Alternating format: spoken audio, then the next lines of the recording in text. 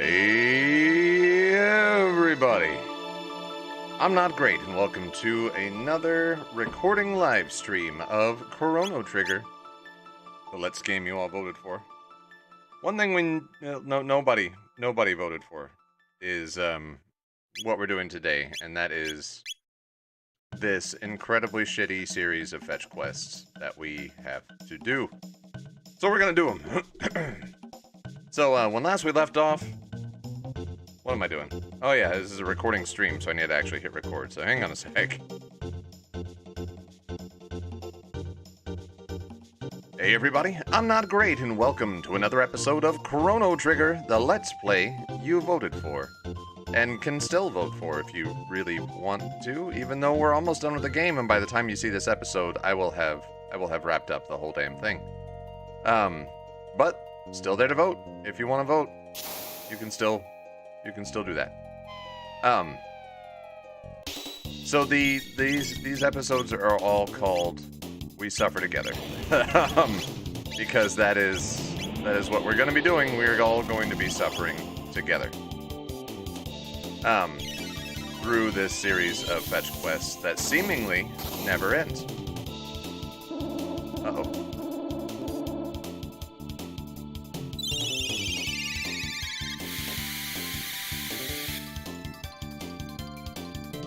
I need to get Marley's magic up. This is driving me crazy.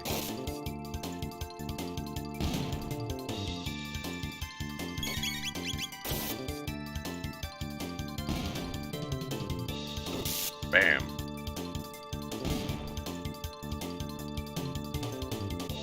Oh well, it's experience, I guess. So when last we left off, the lady told us to climb the mountain, which is over this way. But there's this weird dark gnu in the way. Ah! I guard here, you no pass. You beat me, then you can pass. We've no quarrel with you, but if you mean to bar our way, then we'll remove you from it. Which we will do, right now. Ayla, can you steal anything? Marley, haste on Ayla. We got a mop. Cool. Wonder how rough this guy's gonna be. I don't remember. Not terrible. Okay. Telepathy, sleep. Everybody is immune to sleep in my party. So you can get fucked, dude.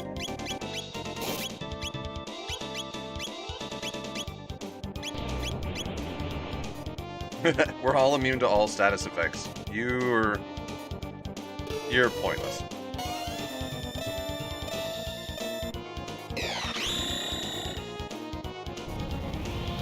Oops, I just realized I have not checked my audio levels, so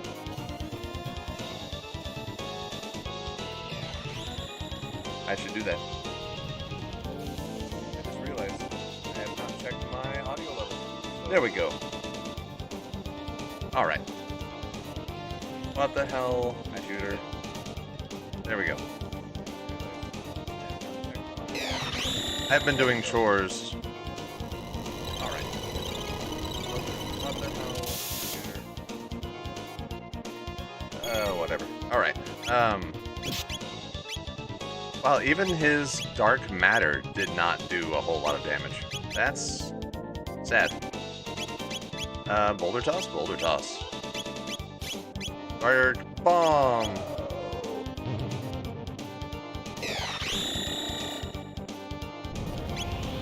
There we go. I like it down here.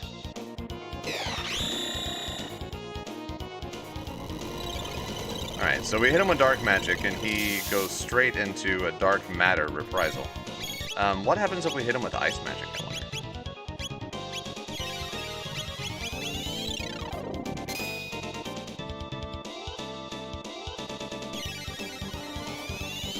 Oh, that weak ass shit. So I think this is supposed to be difficult because he's supposed to be casting spells that, reprisal spells, basically.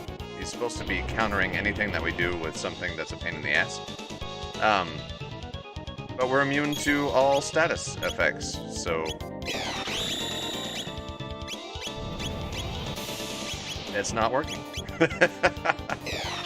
We'll go ahead and do a cure on... See, Marley has the lowest HP. Just to be safe. Oopsie daisy. Bam. Yeah, that's still better than her regular attack. So this guy has super high physical defense. Pretty high magic defense. But is otherwise just a pain in the butt.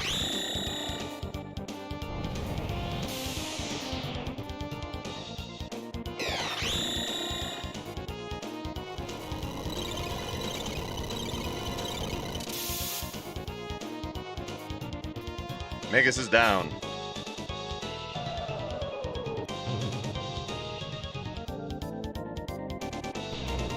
Not even sure which attack he did that made that happen. I wasn't even paying attention. Honestly, I was looking at my phone.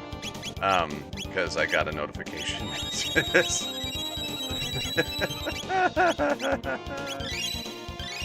Alright, there we go.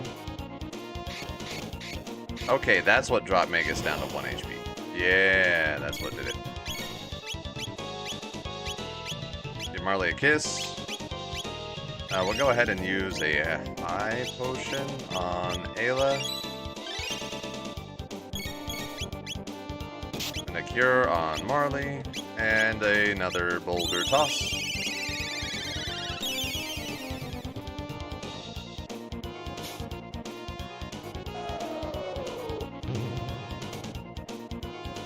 And we're done. 2500 XP. Marley gets a level up. We got nothing else. No TP, no anything. Wow. I lose. You really tough. You can pass. Next time I don't lose. I train hard.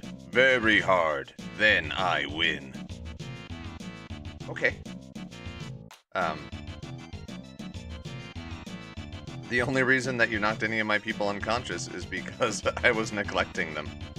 So, you do that, dude. You do that. What have we got here?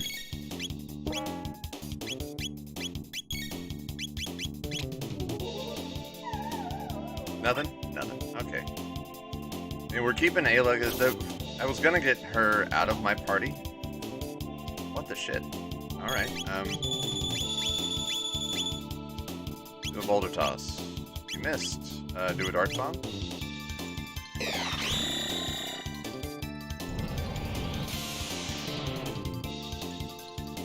There we go. Okay. Easy peasy. I did get some TP for that one, so that's nice. Got 10,000 G that I don't need anymore. Got a shelter. We'll go ahead and kill this guy and all of his friends and shit.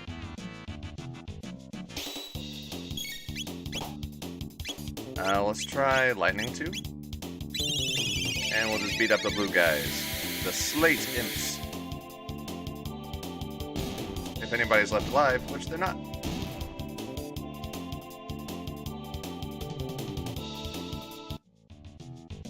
Yay. I know, if you can't tell, I am not impressed by this area at all. There's not even a little bit. We'll go ahead and kill you.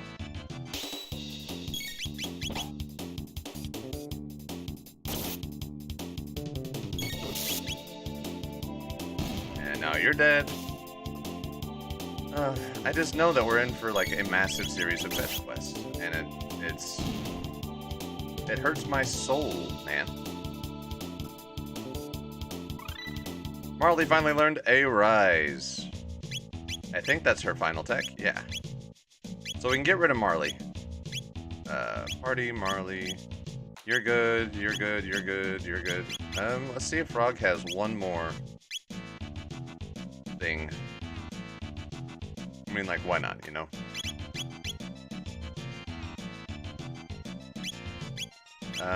Frog.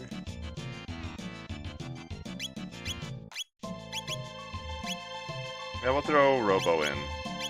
Yeah, we'll throw Robo in. Well, no, I want to keep Ayla. Yeah, okay, that'll work. This'll be fine. Everything's fine. Everybody's already got their best gear on, so... It's not like I don't know what's coming once we get to the top of this mountain.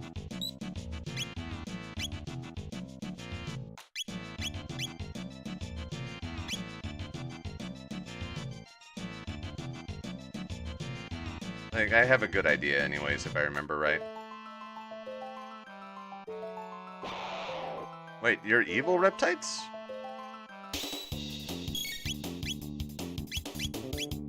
Can we steal from you? You're supposed to be like advanced people, so maybe we can?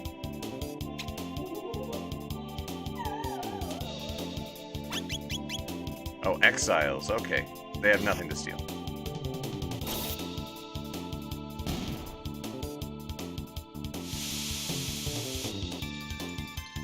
So we're just gonna beat them up.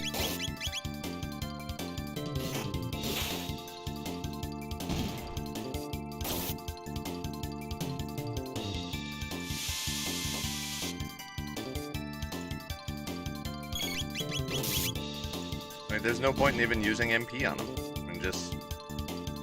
They barely tickle.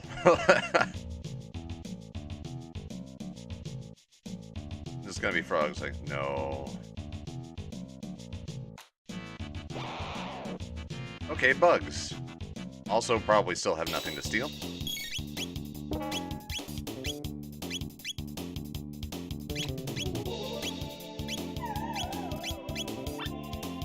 Yep, nope. Bugs have nothing too. I wonder why they did that. You know? Oh, shit. Alright, that's not great. Bugs do not give a fuck about magic, and that's fine. Bird does. Bugs do not. That just means we can squish them.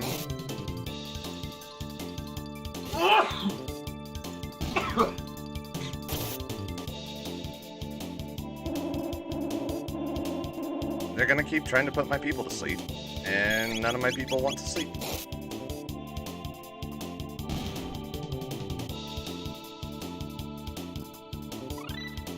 Magus learned Barrier, and Ayla got a level up. Yay! Got another Aeonian Helm, which I don't need. More exiles up there. Got a high potion. I can't help but wonder, like, who was coding this area? I don't care. You can be an exile right over there. Be one forever. Live a long and happy life.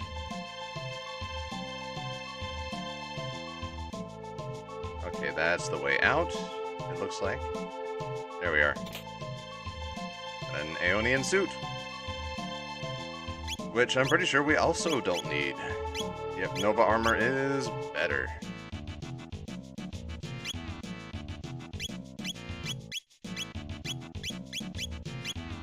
Yep. We'll go ahead and put the Nova armor on the frog. Le frog. I don't even need to save. No.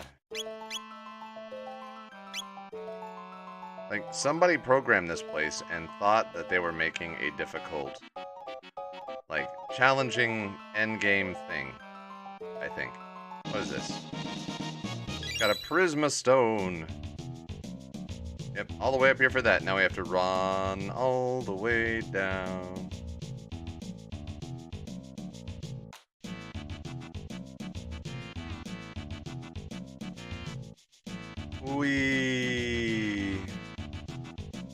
Yeah, this is why these episodes are labeled We Will Suffer Together.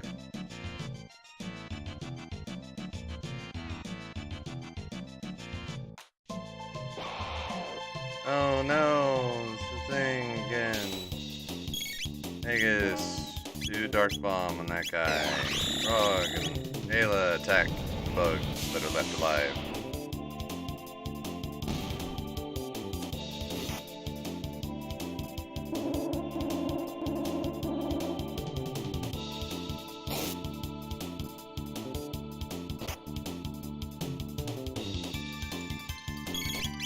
Kill the bugs. Come on. Whatever. Alright, we're done with that.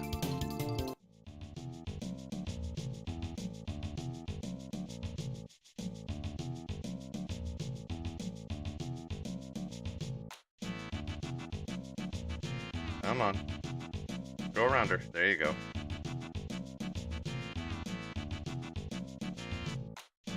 Alright, I'm trying to think of something entertaining to talk about. Or just, like, do in general. I know we're gonna have to fight that new again in the future.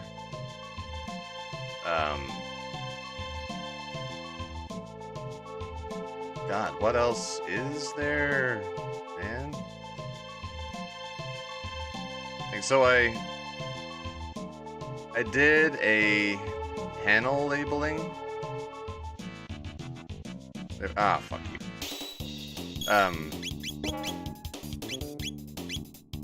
Not too long ago, like last weekend, and if you're not familiar, like, you know, electrical panels, your breaker panels, they have labels that tell you kind of what they do. This couple and their family are moving into a new house. They're leaving our neighborhood. So I don't normally do side jobs outside of my neighborhood, but these folks live here now, but they're moving over there. And all they wanted me to do was label their panel, because the previous owners, like, if you look at your panel, like wherever you are right now, whether you're in an apartment or a house or whatever, you should have access to a breaker panel. And if you go there and you look at it, nope. Fire 2? And we'll just attack.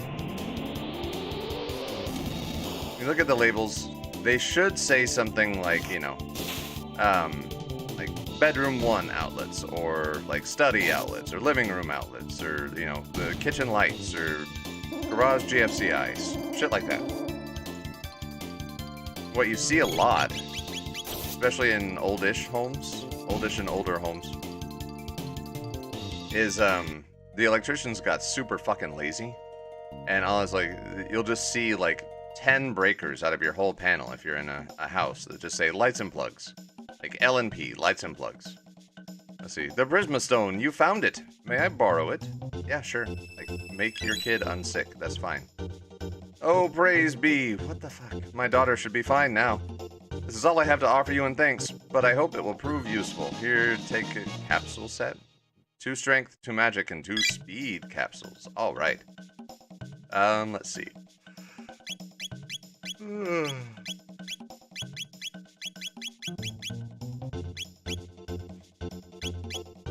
Let's go ahead and get Frog's strength up. And we're also going to increase his magic power. I know I said I needed to give that to somebody else, but I'm not. We'll also make...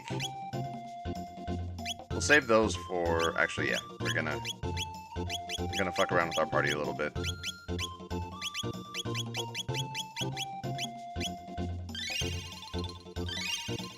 There we go.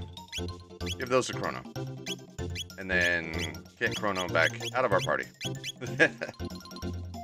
Now we need to find whoever... Rusted Blade. Yeah.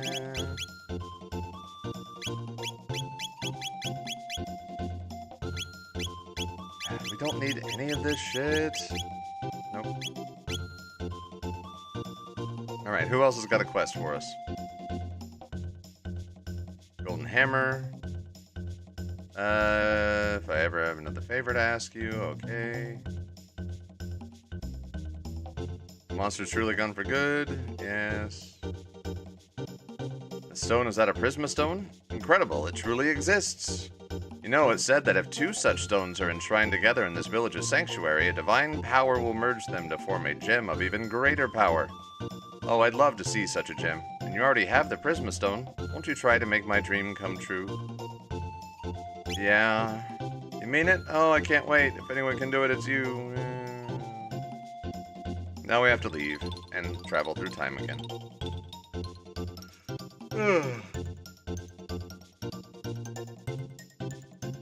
Yep, we suffer together. So yeah, if you look at your breakers and you see just a bunch of like L and P breakers, that's somebody being a lazy piece of shit. And I don't like that, and most people don't like that. Like whenever, if you need to shut off a breaker in an emergency, you need to know like approximately what you need to fucking shut off. So if you have like a light fixture that starts like spitting sparks or an outlet or something like that that starts doing it, like you need to know, like, all right, you know, maybe there are 2 breakers that say they're for the living room, but let's see, okay. Lumicite, huh? Okay, whatever. But yeah, it's good to have that knowledge for an emergency. I have a favor. There's a strange character at the base of the mountain to the southeast. When I spoke to him, he told me he'd been waiting there for a strong person, all alone for a long, long time. He looks so lonely, and I think you might be able to help him. Please, won't you try and do something? Yes. Alright, so we get to fight the new again. First we're gonna go heal, then we're gonna save. How about you? Let's talk about building things. Great bridge. Need sturdy lumber, and strong metal, and durable hammer. Cool. But yeah, they have me label their stuff. This is all just the backstory. I'm just ranting while we go through all of this together. Oh god. So, I went there and me and a Prisma Stone, now there's something that stood the test of time. You could somehow hold that up next to the same stone for millions of years ago. I doubt you could even tell which is which. Cool. Dude. Just cool. Nice.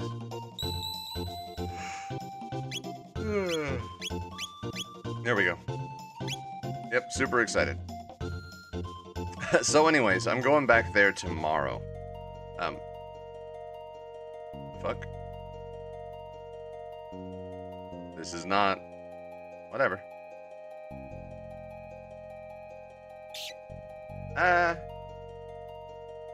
We scared the rat. There's another one. The fuck does that even do?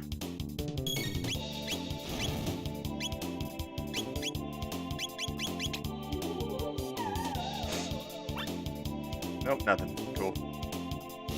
So I go back there tomorrow and I'm going to attach the labels to their panel is what I'm trying to say.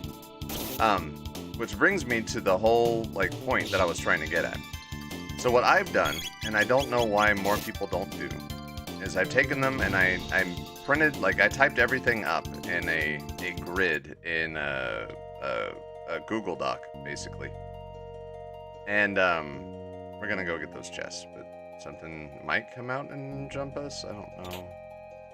Got 50,000 bucks. Yay, money we can't spend because we have everything we need. But yeah, I printed them out in a grid in a Google Doc. Got a shelter.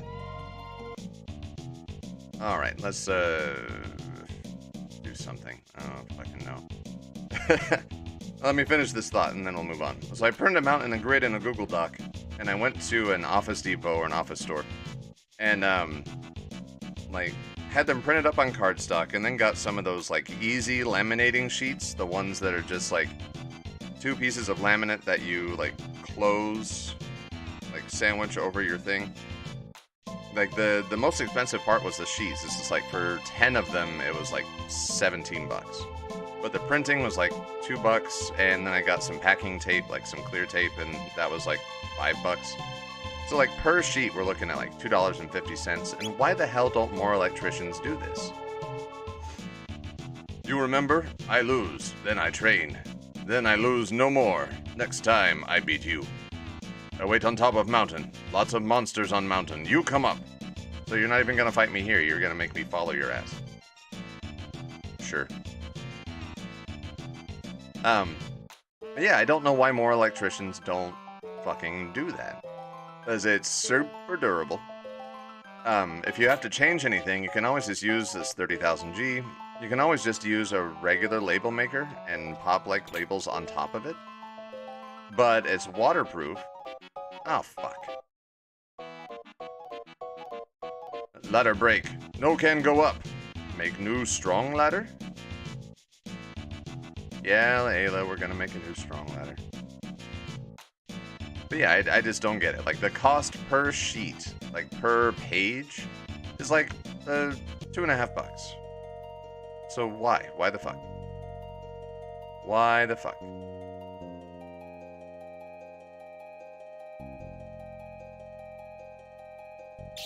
Ah, damn it.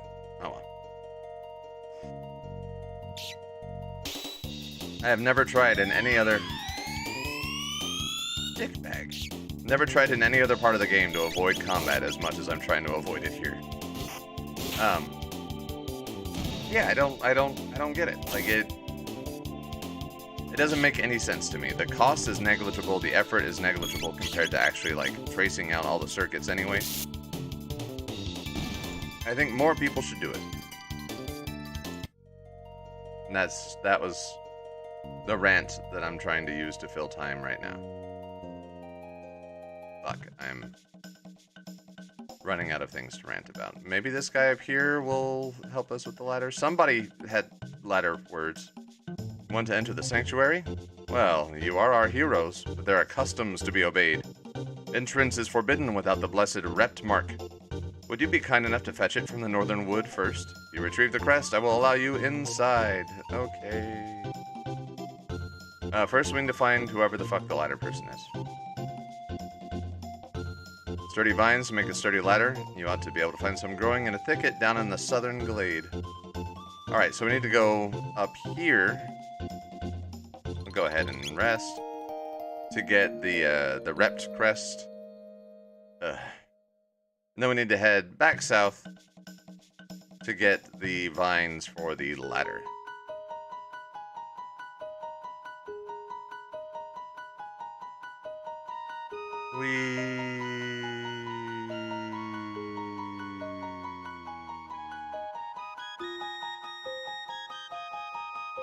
Fuck, I wish somebody was in chat right now.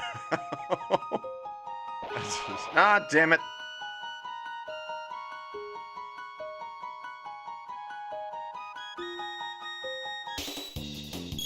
Let's smoke these pots.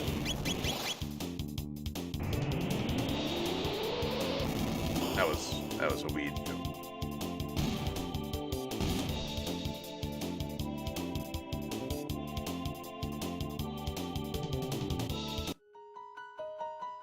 Let's see, what the fuck else is relevant right now? I don't know. By the time this comes out, like, Twitter may have completely imploded. There's honestly no telling.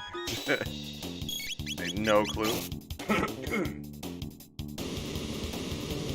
But it has been so fucking fun to watch.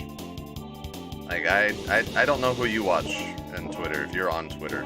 I have no idea why I'm even on Twitter. Like, I created an account, like, at the beginning of Twitter, and then I did absolutely nothing with it for, like, the better part of a decade. And then I just started fucking around on there. Oh, here we go. Got the rept mark. I just started fucking around on there whenever I started this channel. Got a dragon head? The fuck? Not bad. Okay, yeah, you get the dragon head and the Nova armor. Okay, we got a good piece of armor. There was something good that came out of us being here. Anyways, but yeah, it's just been, like, a literal nightmare for the people involved with Twitter. Like, there's so many people who are losing their jobs and livelihoods. And some people want to leave, but they can't because they're in the country on work visas for Twitter. And so if they quit, it's like, hey, you're deported. Like, bye. I'm like, well, shit, you know? But at the same time, like, watching all of the anti-Elon Musk shit go down has just been a blessing. Like, it has been absolutely amazing just to watch him flail and struggle and suffer. Ah, damn it. Even though, you know, he's super rich. There's never going to be any repercussions against him for anything that he does. Like, he lost $44 billion, and he probably does not give a single fuck, right? Which, you know, if anybody who is in that position where they can basically just fuck around and they never have to find out, and they're fucking around with $44 billion, that person can eat a dick. Like, just by default. Like, you could have done so much for the whole fucking world if your head wasn't lodged so far up your rich ass that you think that everything has to revolve around you. Got an elixir. And then, on top of that, like, knowing where that money came from, like, where his family money came from. Let's see, slam into an enemy from above. Who's losing 20? Ayla's losing 20? No, we're not going to do that. Let's do a water 2, and then a fire 2, and then hit people. Like, yeah, it's all covered in blood, and the only difference between that and this is that the blood is more of a metaphor now than it was before. It's not entirely a metaphor, like, people are literally suffering because of what this fuckhead is doing. And not just the Twitter users. Like, the Twitter users, it's a free service that basically existed to harvest people's data. And, you know, people used it for mostly good. Mostly? Somewhat. Where are those fucking vines? Whatever, we'll take a look through here and see if we can find anything. That's a lot of bats.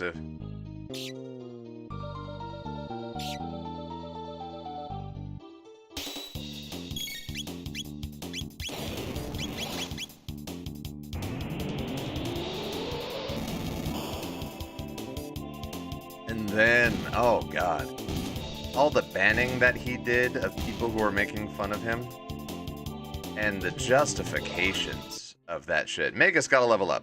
Yay, something good happened. The justifications, like, he spends all this money, this literally obscene amount of money, to do this bullshit, under the guise of, like, I'm gonna bring free speech back to the internet or Twitter or what the fuck ever. And it's like, yeah, suck my dick. That's it. To turn around and then start, like, sealing it. Yay, we needed that. To start blocking people because they're making fun of him, because his fragile fucking ego can't handle it. Oh, neat. We can see. We can't do shit. Alright, cool. Now we gotta fight those bats again. And then we gotta go looking around for the fucking vines. Again.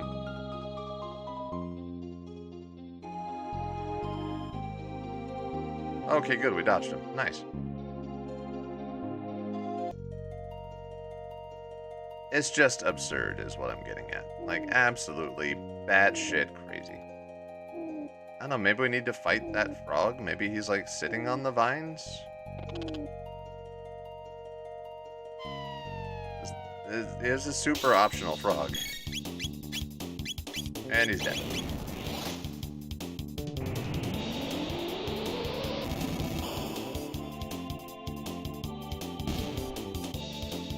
I don't know. My wife pointed out to me the other day, Plum pointed out, that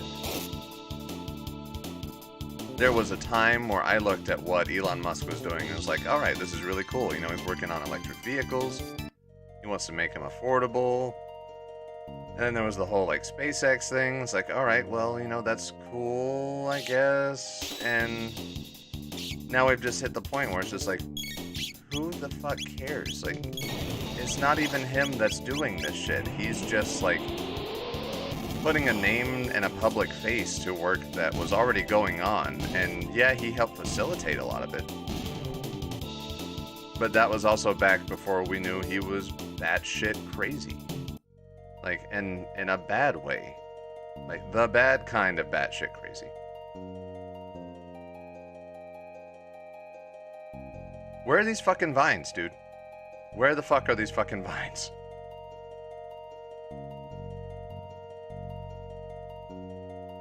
Like, is there a way out of this forest? I think maybe up there was another. No, there's the cave. And then there's the mountain. Where did that guy say the fucking vines were? Maybe I'm just missing them up here? Maybe it's like a shiny in this area? Yeah, there it is.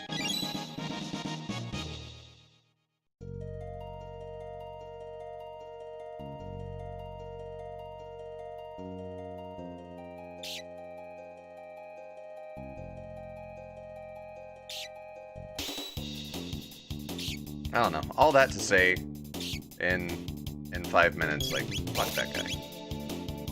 Like, fuck him for being an obscenely rich piece of shit who has just been walking on the backs of so many people with, like, stiletto fucking heels, just, like, making every step hurt as much as possible. And fuck him for destroying something that, yeah, it wasn't perfect, but, sure was fun. And it's fun right now while it's lasting. Alright, make me a ladder, bitch.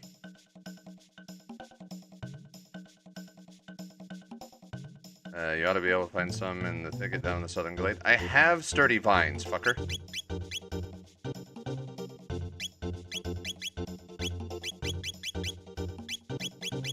Sturdy vines, right the fuck there. Maybe the guy in the... Do I have to go to the past? You use that steel ingot for the metal I need. To nail it together, I need a durable hammer. To build the frame, I need sturdy lumber. You happen to come across...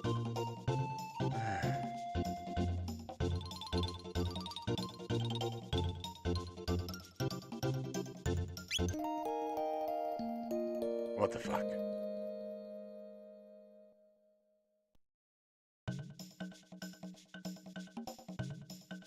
Alright, maybe the lumber has appeared up here. Maybe that guy needs his tools. He wants to build a bridge. Maybe he's going to build the ladder as well. Or maybe it's some guy in the past who's going to build the fucking ladder. Nothing up there. Starting to think we need to go back to prehistory for this.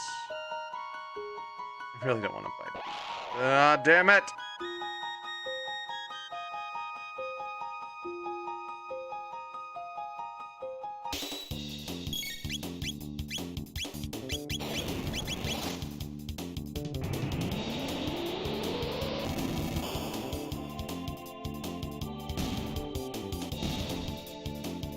These guys are called jackpots, by the way. No idea why. Maybe if I, like, give them an elixir, like in Final Fantasy VII, they'll do something cool. I don't know, I guess I could try that the next time I inevitably have to fight them for whatever fetchy thing I have to come up here for next time.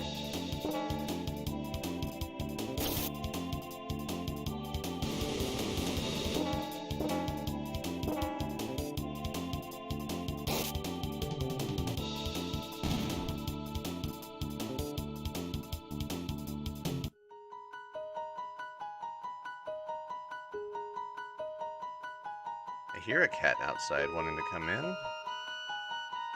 Nope, nothing. Alright, I've got a cat who wants to come inside, so I'm gonna pause the recording and step away from the stream for a minute. I'll be right back.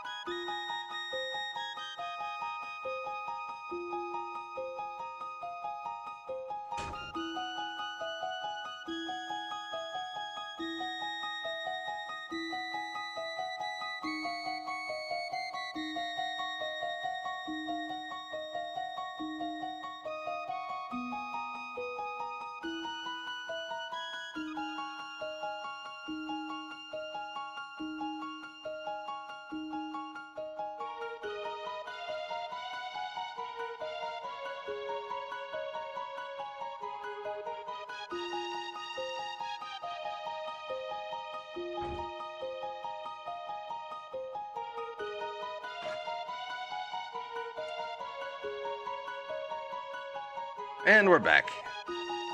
And the cat in question is named Dave. And he, very wisely came to my bedroom window and was meowing because it's wet and cold outside, and I don't know why the fuck he wanted to go out there in the first place. But he did, and now he's back in. And it's warm and he can dry off. Alright. So it looks like we need to go back to the prehistory bullshit. We'll talk to everybody on our way out just to be sure. Oh wait, we can do the...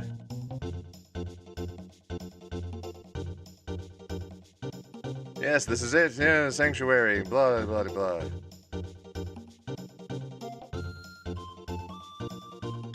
No, we're not going to set the Prisma Stone there. That would be stupid.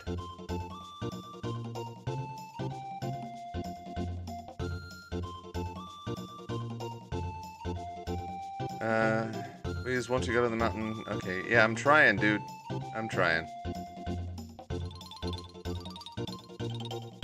Exploring. Lumicites. Yeah. Moving on.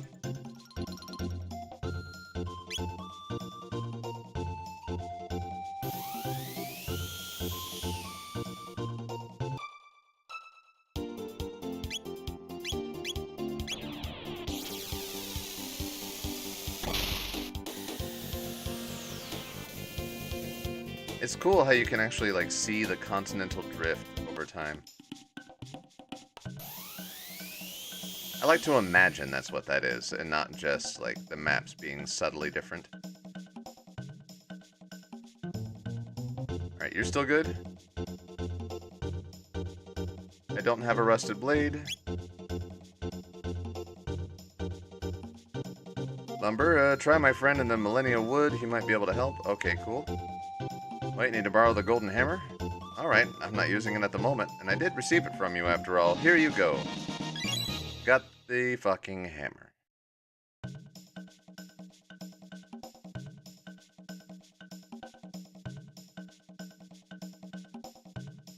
Let's see. Through a narrow passage to the west is a cavern dark as pitch. Beyond that, well, who can know? The place is so dark you can't see anything, but there's something hidden there. Sure. Are the monsters surely gone for good? Yes. Want to hear the secret of the Prisma Stone again? The two of them together? Yeah.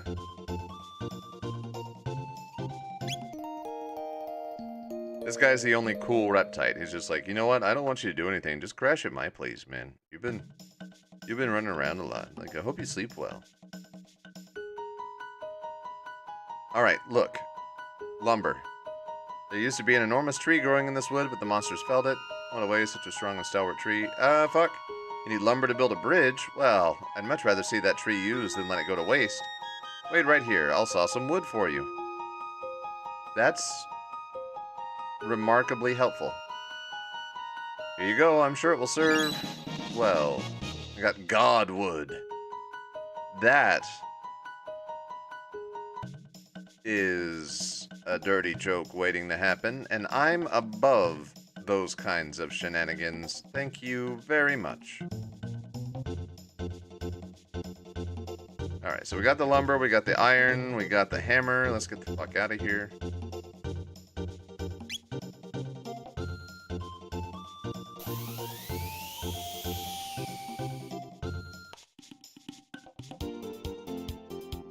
Yoop.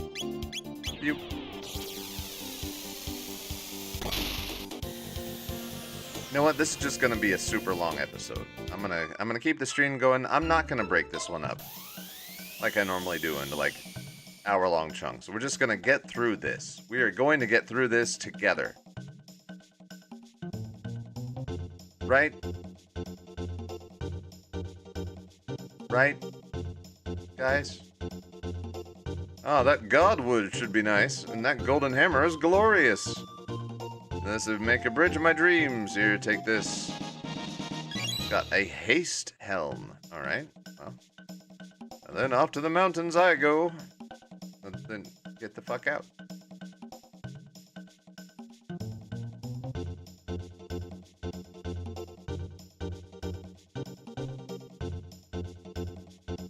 My god, he is slow.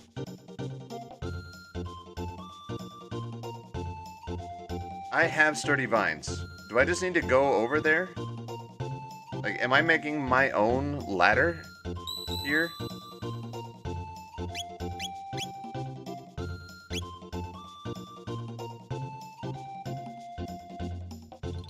I guess?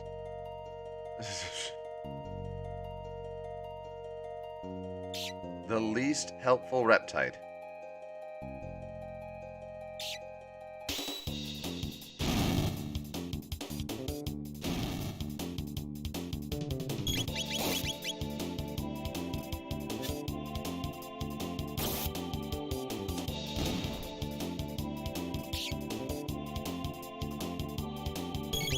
Let's see, what the hell else is there to talk about?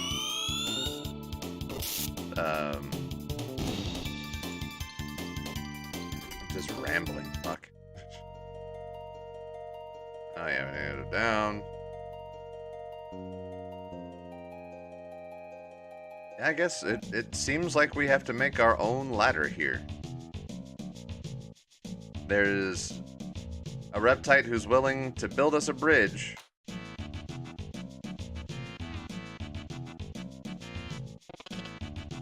We've no way to reach the top. We need to hang the ladder from above, but I do not think we will be doing so in this age. Fuck you.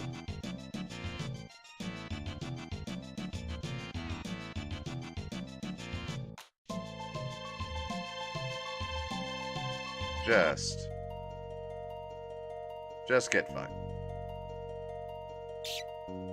This whole extra quest bullshit can just get fucked.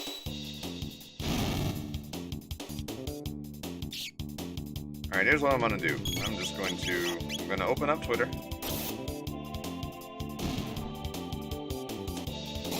Let's see. James Stout posted a photograph of the first Spanish astronaut. That was cool.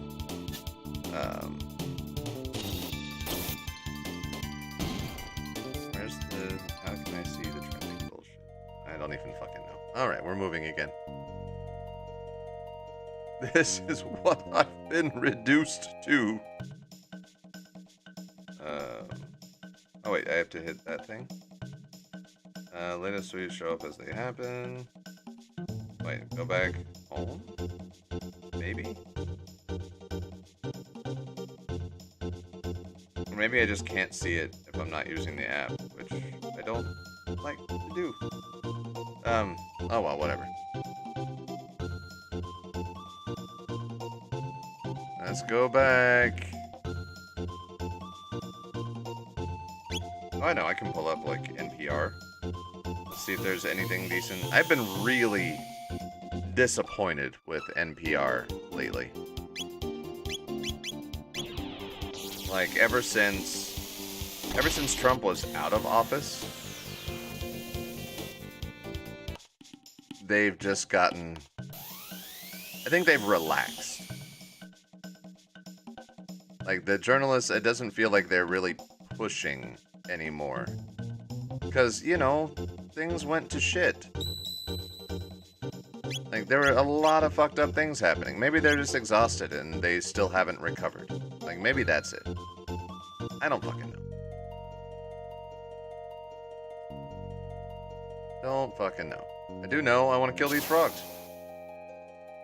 No, that's not true. I don't want to kill the frogs. I'm going to kill the frogs. There we go. Let's see. Western New York gets buried under 6 feet of snow. Yeah, the most I hear about that related to news, or like the first I heard about it, was just like they had to cancel a fucking football game. It's like 6 feet of snow. Fuck. FIFA chief blasts critics ahead of World Cup in Qatar and accuses them of hypocrisy. That's from FIFA deciding at the last minute not to allow beer sales at the World Cup, which starts in like a day or so from this recording. FIFA, if you didn't already know, is like one of the most corrupt agencies on the planet. Like, there are just let me pass. Ah, you bastard.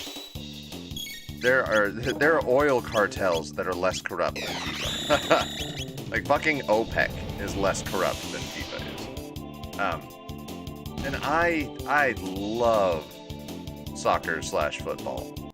Like, I remember I took a trip to Ireland a long time ago. Can I just drop the ladder here? There we go. And I was there, I happened to be there for a World Cup, and I fucking loved it.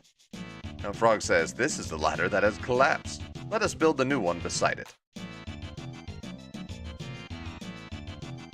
What are you going to do, Ayla? Are you just going to, like, catch it? This should suffice. Oh, this should suffice, no? Assuming this one does not fail as well. We'll just go down a new ladder, and then we have to run back in time again. Yay, fuck. But yeah, FIFA just unbelievably corrupt. And stupid, evidently, because if you're not going to sell alcohol at the World Cup, like, they have literally, like, it's just like the icing on the dumb cake. You know what, we're just gonna attack. Because they've literally, like, brought in actual, like, slave fucking labor to build this fucking place. Like, this series of arenas for the World Cup in fucking Qatar, of all places. Like, let's take a bunch of people from all over the world and put them in the hottest, most inhospitable environment imaginable and expect them to perform like athletes. Alright, what's the next headline? The world generates so much data that new unit measurements were created to keep up. I was like, well, no shit. Like, the amount of shit, like, just this recording is going to be, like, gigabytes of information. And this is, you know, I'm recording in 1080p, but it's still 16-bit graphics. Like, no shit. This is something that anybody who was paying attention could have seen coming, like, a decade ago. Like, everything is getting bigger and more complex. Everything is happening on the internet. No shit. We'll go ahead and... Oh, we're gonna have plenty of chances to save. We'll rest, though, since we'll MP whatever. What's next? Oh yeah, the inevitable Elon Musk allows Donald Trump back on Twitter after he was using the platform to create mobs of people and indoctrinate them into doing even crazier shit. Of course he did. Of fucking course he did. Don't even need to read that one. Let's see. Your whole life is gone. Elderly retirees in Florida struggle to rebuild after Hurricane Ian. That's because they're in Florida, and Ron DeSantis and all of the Republican Party have been slowly and methodically destroying the social safety nets that could have helped them recover afterwards. But instead, they rely on the idea of, like, private philanthropy instead of the state actually, like, jumping in to say, hey, you know, we may have, like, a $40 trillion military budget, but, you know, we might be able to spare, like, a couple of million out of that, like, 1% of that to make sure that you folks don't die. Like, that makes sense to me. Oh, another pot. Alright, cool. We'll try popping an elixir into the pot, if that's something that it will allow us to do.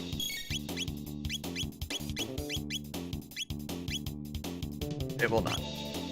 Alright, we'll just beat up the pots. Or burn them. Burn the pot. Yeah. Let's see. One of the richest countries in the world, and we can't help, like, as a country, we cannot... Oh, we got Dark Mist, yay. As a country, we cannot commit to helping people who, at the end of their lives, have lost everything they have. Nope, nope, nope, nope, nope. I'm just gonna keep that the way it is. Fucking hell. Just fucking hell. Oh good, we got Dark Mist just in the nick of time.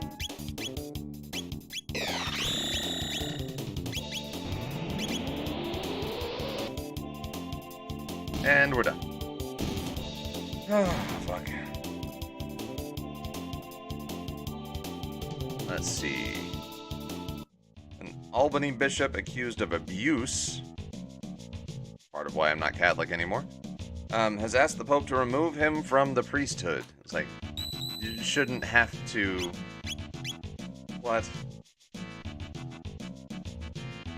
Alright, that one I am going to open up.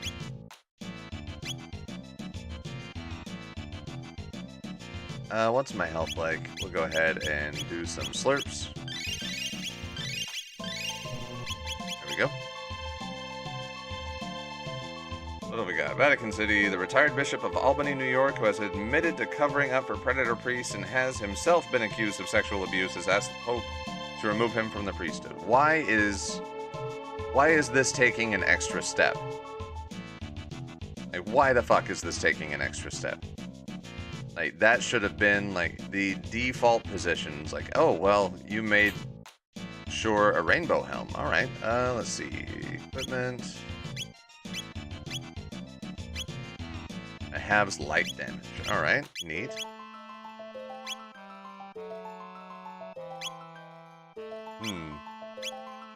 Who has the other Nova armor? Doop, doop, doop, doop.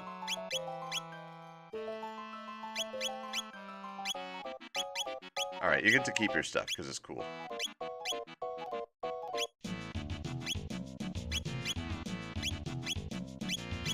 Okay, it doesn't fucking matter. We're not using it anyways. Cool. Yeah, why is there an extra step there? Like, a guy may have himself assaulted people, probably children, and made sure that other people who did definitely assault other people and children were fine afterwards. Like, got to keep their jobs, got to keep on, like, moving to places where they could just fuck up more kids as much as they wanted. It's like, please take away my position. It's like, no fucking shit, dude. Why? Why the fuck? Fuck, fuck, fuck. Why? North Korea unveiled Kim Jong-un's daughter at a missile launch site. And what the fuck does that even fucking mean? Ayla got a level up. What does that fucking mean? Got a mermaid helm. Has water damage. Okay, cool.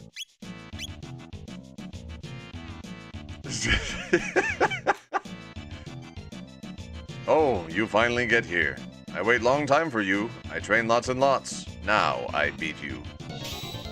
We'll see about that. Devil's Drop, halves HP. Sure. We'll do a barrier on Frog.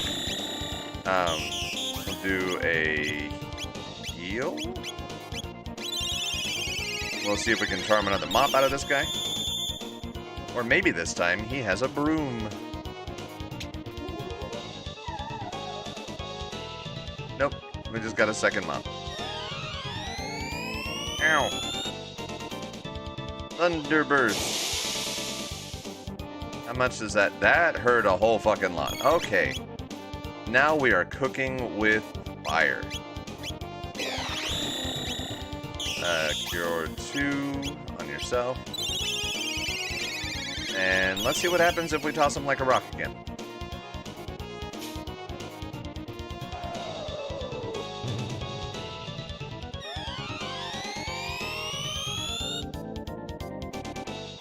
Life Shaver.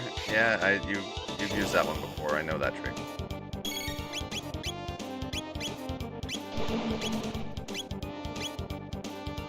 We'll go ahead and use a high potion on Ayla.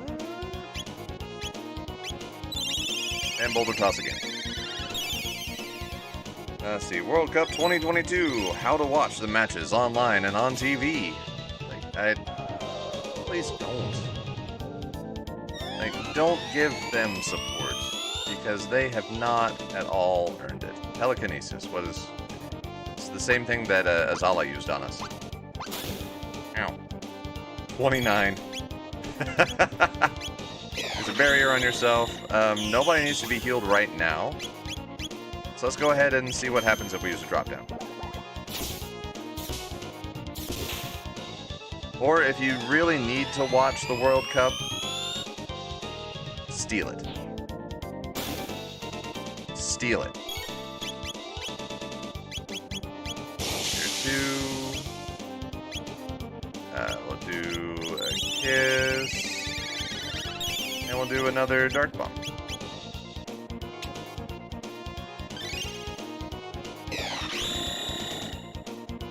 Just why? Oh, okay, he absorbs darkness. Well, that's new.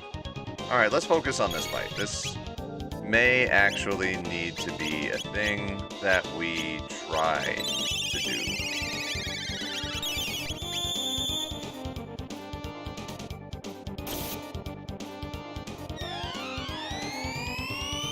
Alright, no point in regular physical attacks. Got it.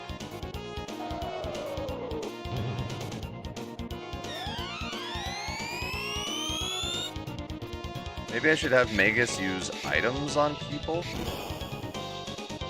And... yeah. Death's Rainbow! We'll go ahead and... yeah, just a high potion. And then we'll do another... drop down.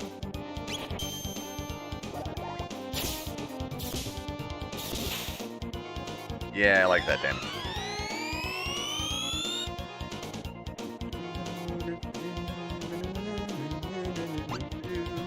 This is gonna do almost no damage. Negligible.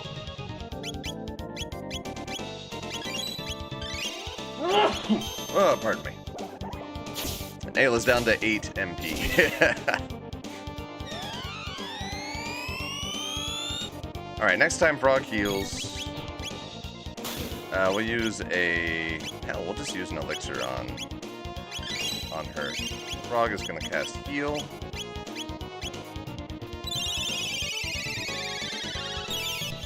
We've got so damn many elixirs. Just so many.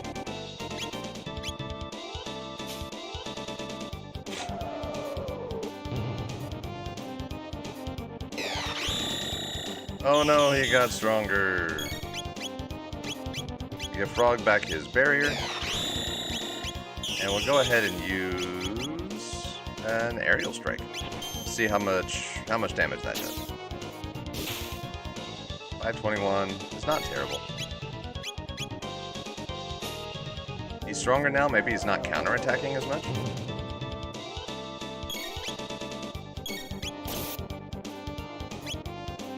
He is not. He is the new master, by the way, if you didn't catch his title. Overdrive. The fuck? Oh, that was lame. Alright, we'll do a Slurp Kiss. Heal everybody. And again, we'll just smack him.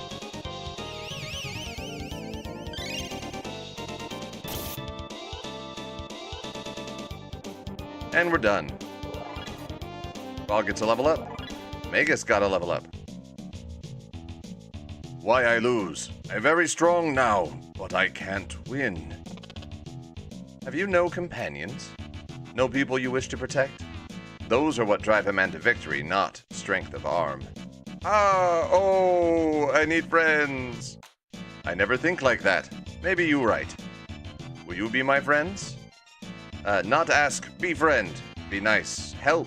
Befriend. Take time. But maybe Ayla befriend. Okay, you need something, I help you. I be your friend. I train hard for a long time. I tired now. I rest a little. Motherfuck. Whatever. This is what the fuck ever.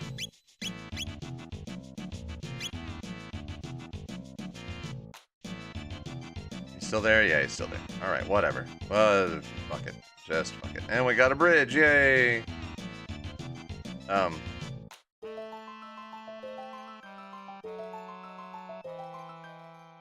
What the fuck? Where's the other stone?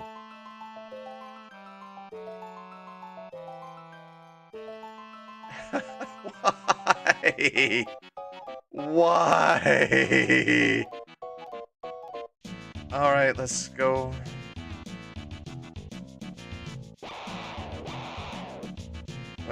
Oh shit.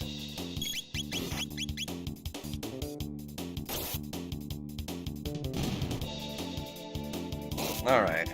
Next headline, New York tells schools to drop Native American mascots. Which again, is like a given. Because they're all pretty much racist. And again, you know, let's talk about that a little bit. Fuck. So coming at this from the perspective of a guy who's lived and raised in Texas, like born, lived and raised in Texas. Born, raised, and lived, I don't know, his whole life. Like, surrounded by racist shit ever since I was a little kid. This inescapable, like, mounds of bullshit. This should not be hard. Like, yeah, they're all based on horrible stereotypes of people that, as a country, we have methodically fucked over and over and over again. Like, if you have to put that much effort into getting people to not perpetuate that, like, maybe there is a root issue that we need to deal with. Fucking hell. Alright, here are things that World Cup fans are restricted from doing in Qatar. That's gonna be a list. That's gonna be a list. Oh, geez. Let me pass. Yay, didn't have to fight the pot.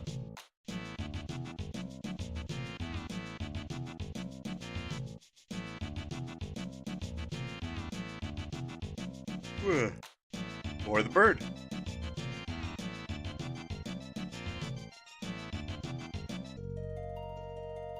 We do have to fight that rat again, though. Ah!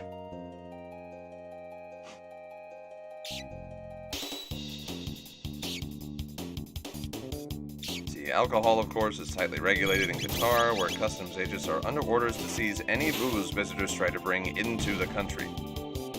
Let's see. It'll be drier. FIFA successfully pressured Brazil to change its federal laws to allow alcohol sales in its stadiums before the 2014 World Cup. But here they've capitulated to Qatar just days before and decided to ban alcohol sales. Religious restrictions. Yeah. Hang on. Don't need sturdy vines. Alright, cool. Is this guy back yet? He's just gone forever now, I guess. We made friends with the new. Now we need to wake his ass up. Maybe you can help us. You befriended him? Oh, I knew it was right to ask you. Let me give you this for going out of your way to help him. Got another Nova armor. Alright, that's actually really handy. If there's anything you can ever do to help, anything I can ever do to help you or that fellow out, let me know. Yeah, wake him up. God damn it. Do you still want the Lumicite? Were I as strong as you, I'd become an explorer, but I'm not. Okay, fine.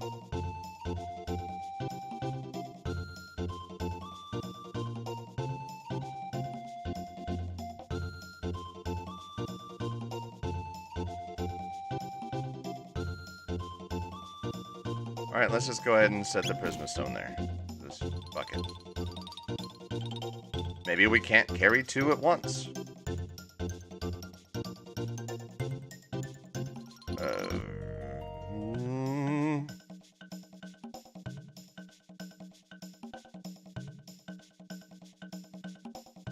Let's see, my neighbor has been working on building that bridge, but lately he hasn't been coming home. I don't suppose we can go and make sure he's alright. It's not like him to be gone that long.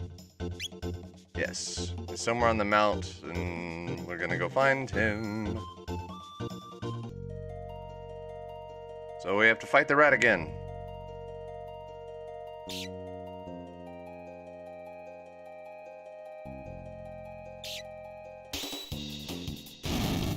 Let's see, so religious restrictions. Islam is the official religion of Qatar, and anyone found to be proselytizing for other religions or criticizing Islam may be criminally prosecuted. It's also not safe to assume you can practice your faith openly. Qatar allows some non-Muslim religious practice in designated areas, like Doha's religious complex, but all faiths are not accommodated equally. Public speech is also limited. Jesus. And that's why I say don't watch the World Cup. Just steal it. If it is at all possible, just steal it. Don't pay for it. Try to avoid ads. Like, get an ad blocker if you find it on a place that is supported by ads or runs off of ads. Get an ad blocker. Steal that shit. That's all I got. Let's see. Speech that's deemed critical of the Qatari government could trigger an arrest. While past World Cups have brought a heaping of RG scenes of rival crowds yelling or even singing obscenities at one another, open conflicts can bring big problems in Qatar. So, no shit talking during the World Cup, guys. No shit talking. What we got? Oh, this will be a fun one. Sex and other social issues. Oh, fuck. I'll start reading that one whenever we get to the bugs.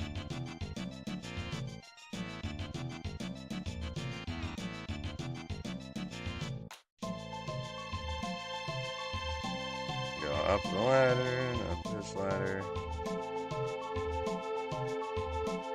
There are no areas in this game that we have spent more time in than this. Alright. Homosexuality is criminalized in Qatar, the State Department notes. Advocates say that LGBTQ people in Qatar are subjected to conversion therapy, harassment by authorities, and imprisonment. Such reports have fueled outrage, and authorities will be under scrutiny for how they handle LGBTQ fans and symbols. Visitors to Qatar can also face harsh punishments for indecent acts and the act of sexual intercourse outside of marriage. Recriminations range from a fine or 6 months imprisonment for anyone found to have committed immoral actions or gestures in public. Or private. Let's see. Or up to 7 years in prison for someone having sex outside of marriage. 7 years. Ah! You need something, I help you, I be your friend. We seek a man keen on constructing a bridge upon the mountain. Have you seen him? I see him, he built bridge alone, just past here. Ayla want talk him, let Ayla cross. Okay. Thank you, Sleepy New.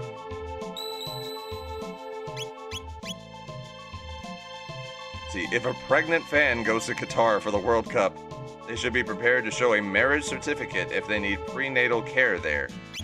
Jesus fuck.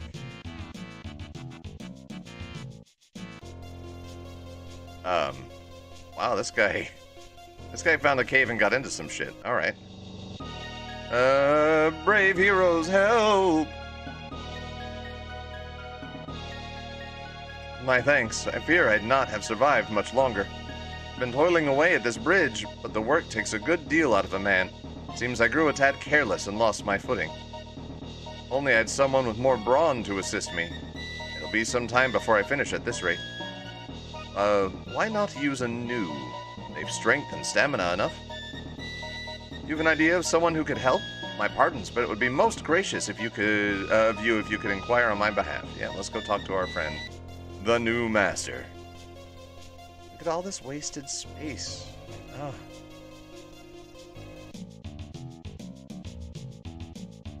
You need something, I help you, yes. We've a favor to ask. Would you be willing to aid in the building of a bridge? Yes, I try. I won't help you. This is the assistant of whom you spoke? Do not be deceived by appearances. 10 men could not match the might of this new. I see. Well, I suppose if you say so. It all right. I strong. Well then, haste makes waste. What? First things first. What? That doesn't even fit into this situation. What? What? You aren't so bad at all. No, I'm not bad at all. Alright, next we need to... What's the matter, New? Hungry, can't move, need food. Oh dear, this is a problem. Please, I beg you, bring this poor New something to eat. Something to eat? Mayhap that villager could help us? Oh, you know where you might be able to get some food? Wonderful! I'll wait here with him. Are there more things about Qatar? There's one more thing. Fans will need to cover up despite the heat. That could just be sun protection. The fans who financially limit how much skin they show. Dress codes in public. Fuck. Dress codes in many public areas require that both men and women cover their shoulders, chest, stomachs, and knees, and that tight leggings be covered by a long shirt or dress. So, yeah, that's the World Cup in Qatar.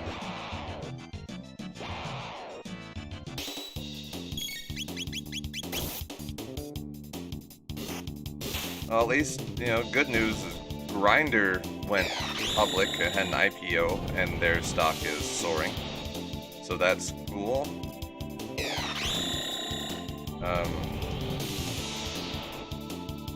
Yeah, no, we're leaving. Let's see.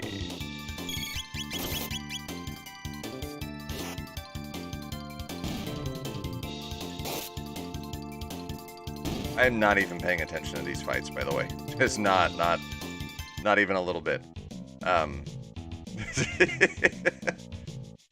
What I am going to be doing, instead of reading to you from the headlines from NPR, I'm going to start reading to you from The Onion. As, you know, my avatar is an onion. And, that's somehow less depressing than the news. Yep. Come on. I gotta fight those fucking birds here. I'll go ahead and save. Just so we never have to do this. Oh, God. Can I just whack the bird from here? Really? Alright.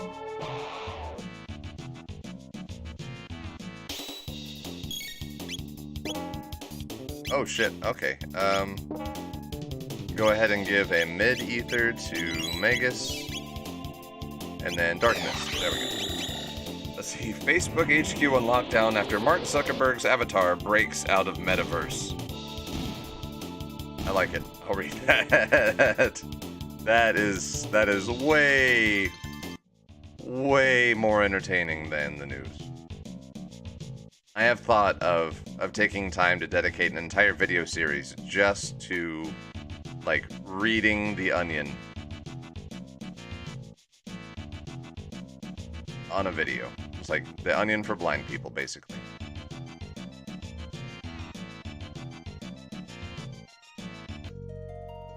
Oh yeah, we gotta fight that rat again. So that gives me a chance to read a little bit. Ah! Alright, there's an ad. Alright, Menlo Park, California. Amid grim reports that several engineers working in the virtual reality server room had been violently dismembered, Facebook's headquarters were on lockdown Friday after Mark Zuckerberg's avatar reportedly broke out of the metaverse. At approximately 8:02 a.m., a security breach was detected in our reality lab sector, at which point Mr. Zuckerberg's meta avatar was successfully able to open a portal, escape his virtual meeting space, and enter the physical world. It's not done, I just have to... I can't run and read at the same time. Alright, who has food?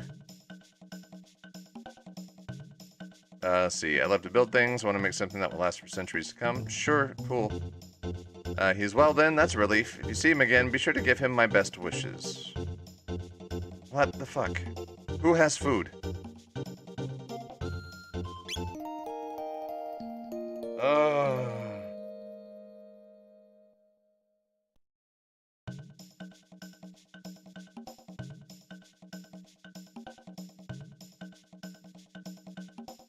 Where food? Oh dear, he's hungry. Well then, will you give him this for me? I got a hearty lunch. That fellow's been around for a very long time. I don't know if my cooking will be anything like what he's used to, but I hope he enjoys it. And now we go back. Hour and 20 minutes in. You know what? We are going to split this fucking thing up. I can't. I'm gonna keep going. I'm gonna end the recording here. Thank you all for watching, listening to my bullshit. If you made it this far, you deserve a fucking medal. Be safe out there. Stay healthy. Have a good one. Like the video if you like it. Don't if you don't. Fuck. Subscribe to the channel if you want to watch me play games or get desperate and literally read articles from The Onion to you while I do bullshit fetch quests. I'll see you in the next one. Have a good one.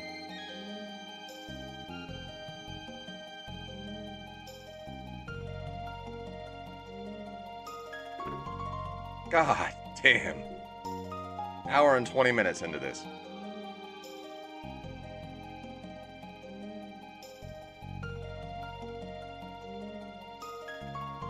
Fuck.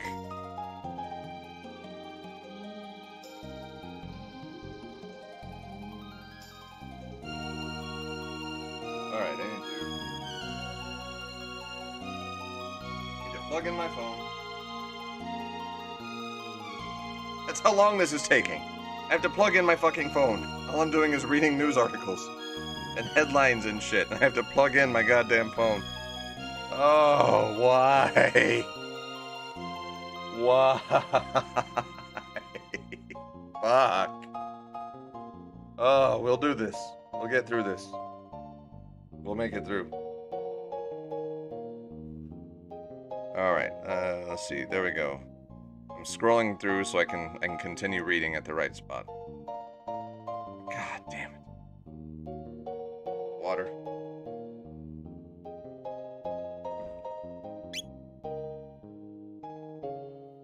Hey everybody, I'm Not Great, and welcome to another episode of Chrono Trigger, the Let's Play you voted for. And we're still here. We're still fucking here. We're still going. If you watched the last episode, we're in the same place, doing the same shit, running the same paths, killing the same rats. Anyways, to be continued from last episode, the article in The Onion about Mark Zuckerberg's avatar escaping the metaverse.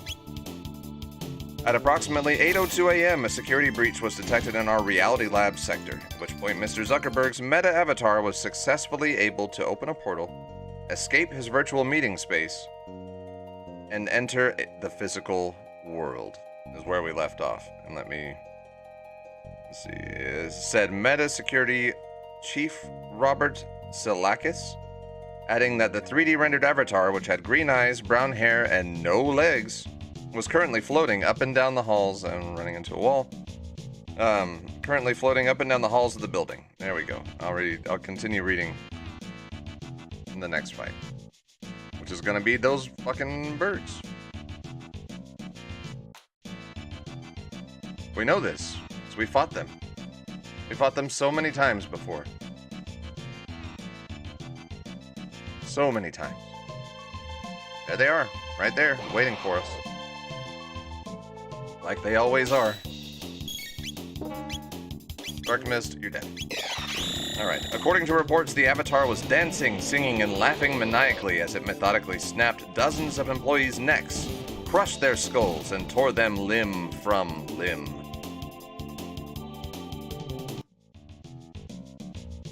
Let's see, there we go. Marking my space. We're saving a lot so that we don't ever have to redo any of this. Ever. Ever. Fucking ever. Yep.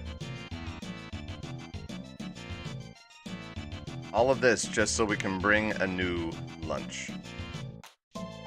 Like, he's been living on this mountain. We could probably just find something for him to eat on this mountain. Like, I am sure Ayla knows how to prepare those bugs or those birds. Frog probably does as well. I don't know about Magus. He's kind of classy. Anyways, here we go.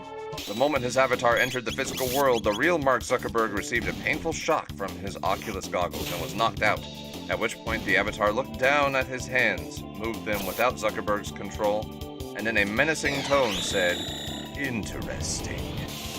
Since then, he's been unstoppable, dodging bullets, bursting through walls, and even bending time and space.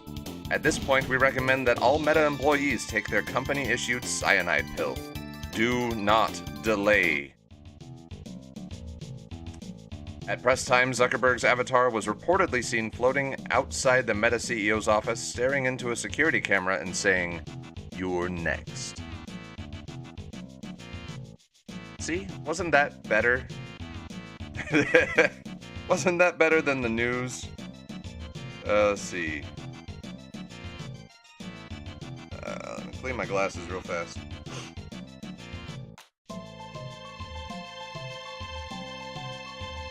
There we go. Alright, this one might be interesting. Ticketmaster opens new workhouse where Taylor Swift fans can labor to earn their Eras tickets, which Eras is the name of her current tour, I believe.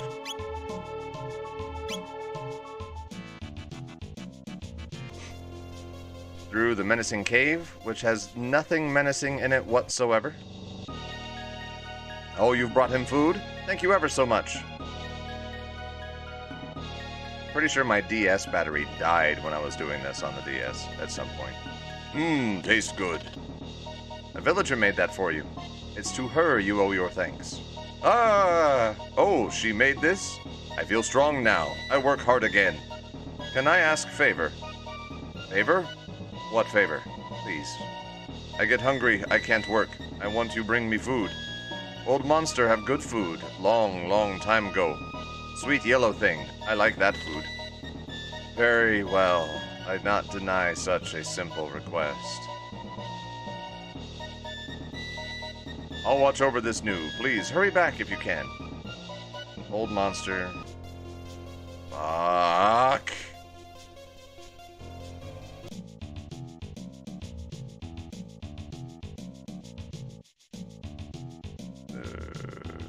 Bug. Okay. Alright, Taylor Swift fans can labor to earn their Eras tickets. In Norilsk, Russia, in response to complaints of skyrocketing ticket prices caused by excessive fees, live entertainment monolith Ticketmaster has opened a new workhouse where Taylor Swift fans can labor to earn tickets for her forthcoming Eras tour. Sources within the music industry confirmed Friday. Whenever I feel like killing myself to end my miserable existence in a Ticketmaster gulag, I escape in my mind to the moment when I'll finally see Taylor. And that keeps me going, said emaciated Taylor Swift fan Emma Harrigan, whose hands were bleeding as she began another day of indentured servitude, in the hopes that, many years from now, her hard labor would be redeemable for a single ticket to one of the Pop Idol Stadium shows.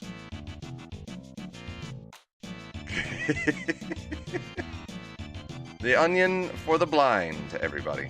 That's not the whole article. There's more. There's more.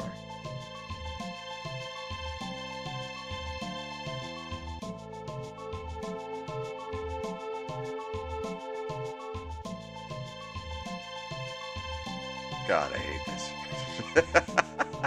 I hate this. Oh, why am I doing this to myself?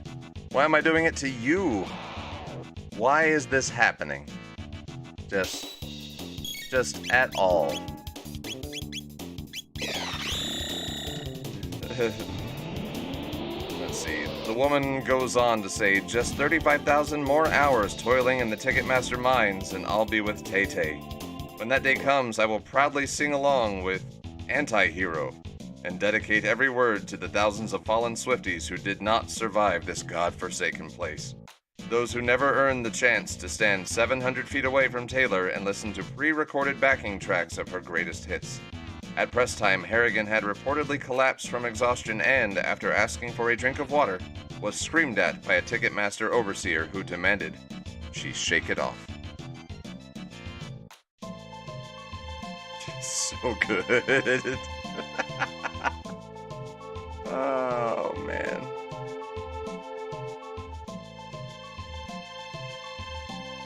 Fuck, I've got half a mind to put on a podcast for this.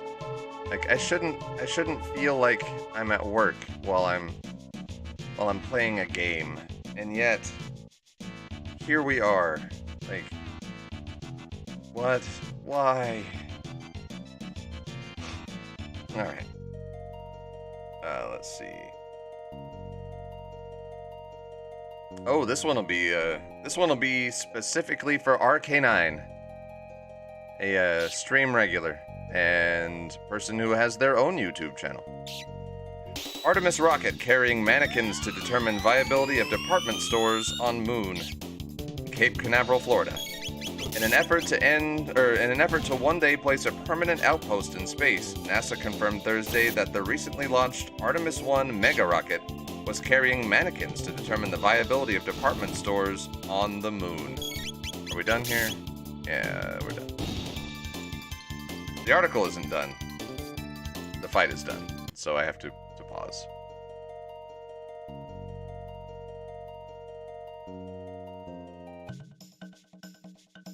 I'm gonna go back in time.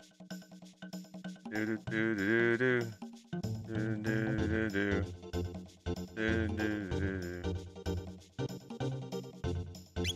Huey Lewis in the news, everybody.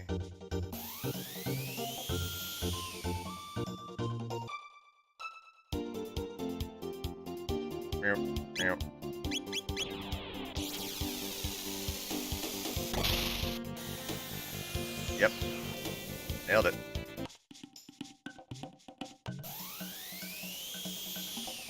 Cool bows. And step out. And we're done.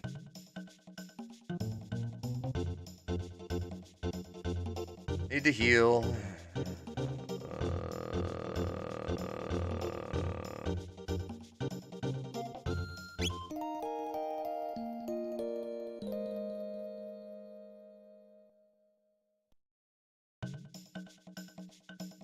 I'm so sorry, everybody. I'm so sorry.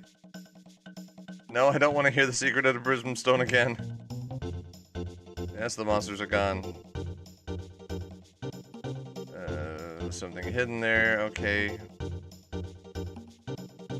Do you know who has the yellow fruit? Something to feed a new? Well, monsters sometimes carry food. Why not hunt some in the woods, or up in the mountains, or somewhere else nearby? You're bound to find something a new can eat. You're not gonna give me any fucking hints. Have you sampled any of our local delicacies? Monsters love them, so they sometimes carry them. You should find some and give them a try.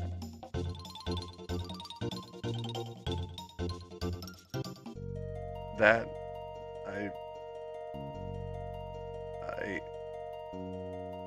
makes my heart hurt. That we just have to run around killing things until we figure out which monster has the yellow stuff. Fuck me. Alright, sending the 3 mannequins to the moon will tell us if we could one day establish a Marshall's, TJ Maxx, or Macy's on the lunar surface, said NASA Administrator Bill Nelson, adding that this test flight would also collect data that would help scientists decide if the environment was right to host an activewear window display, shoe racks, several jewelry counters, and fitting rooms. We will finish this in the next fight.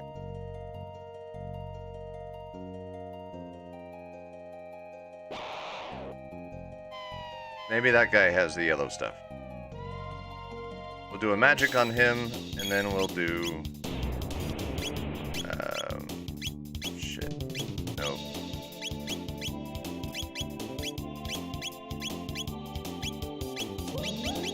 There we go. We are expecting the mannequins to touch down in the Apollo Basin, which could be... he didn't die. Fuck me.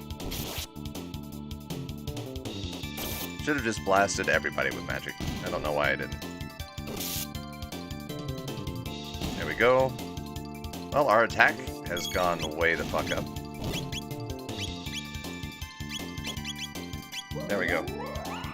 Let's see. Which could be habitable. Which could be a habitable location for an enclosed shopping center with plenty of parking and several fast food chain restaurants. There we go. Now he's gonna die. Several fast food chain restaurants in the vicinity. This mission is a huge first step in determining whether humans could one day shop on the moon. At press time, concerns were repeatedly growing. Will you die? Why won't you die? What the hell?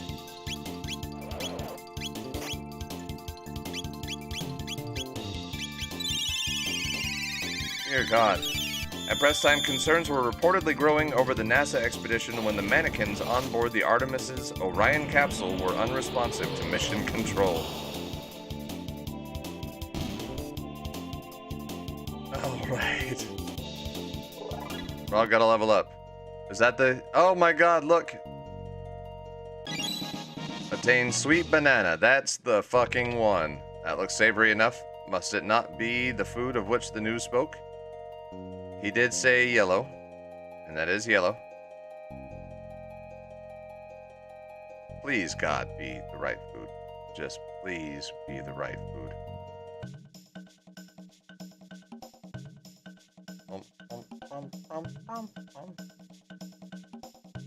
Let's see.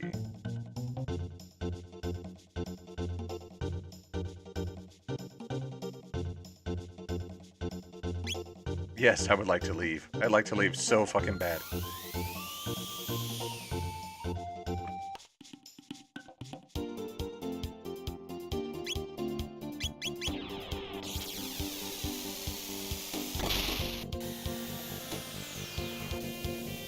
Oh, almost got it. So close.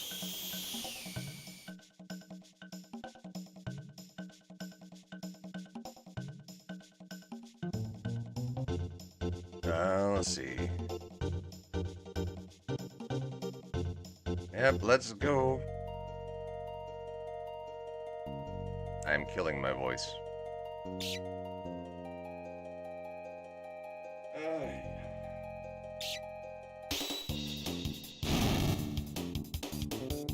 You know what? Fuck it. Let's load up a motherfucking podcast for this shit. Like, maybe I'll get a copyright claim. Like, I don't even care. I don't even care.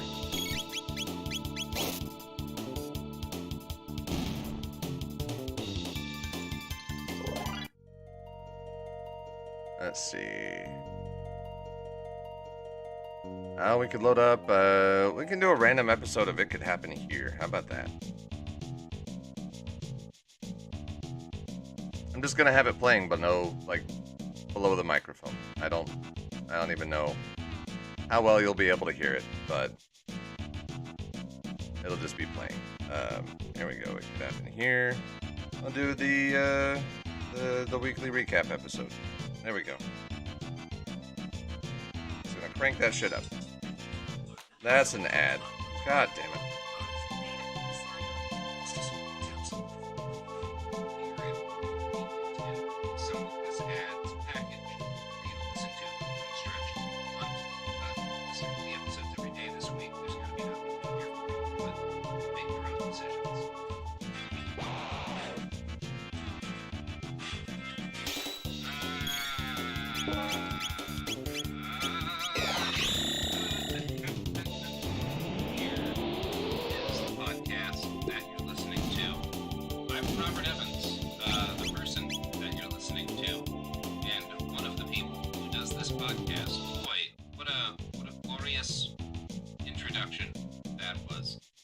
also introduce some human beings who you might know. First, we have Chris, and we have James, our correspondents in the field. Joining us today also is James's Spanish Civil War era Mosin Nagan. Yep, that's right. Yeah, I'm very happy to joining us. I'm going to make a contribution throughout the episode. It's an antique bolt-action rifle served in 3 world wars. That's right. Yeah, it's about to kick off. It's one now. It might be 2 in the L column as opposed to the gun. It's served a mixed bag. Anyway, we're recording this the day of the elections, so everybody's having a horrible one. I'm having a fire out. I did. I'm still hoping my Tech 9 comes in before Oregon votes on its next ballot measure. Anyway, today I wanted to talk a little bit about something that I've been thinking about kind of constantly, which is it's called effective altruism, and it's the short end of this is that like it is a style of thinking about charitable giving that Elon Musk in particular has recently highlighted as like how he thinks about things. It's very popular with the billionaire set who are deeply invested in getting people to think that there's... Alright, here we go. Shit is happening now. So we'll pause the fucking podcast.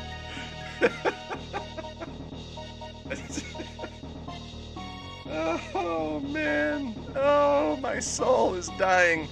You bring food? As promised. Thank you. Yes, this is sweet yellow food. Now I can work.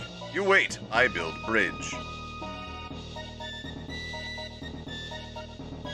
The bridge is almost finished now, thanks to all his help. You should check back from time to time and watch how things are coming along. We're not done?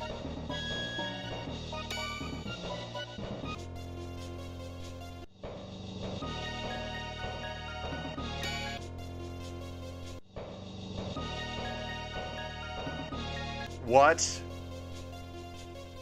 What do you fucking mean? What?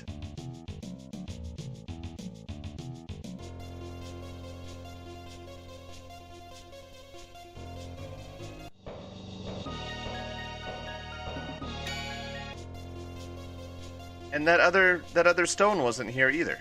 Like, oh no, I know what I have to do for the stone. I know what I have to do for the stone. Right?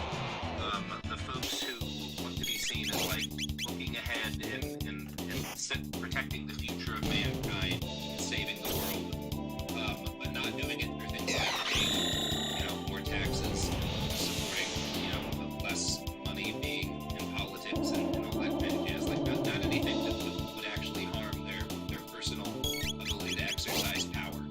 So it's gotten kind of attacked recently because it's associated with guys like Musk and because he is markedly less popular now than he was, let's say, 10 years ago.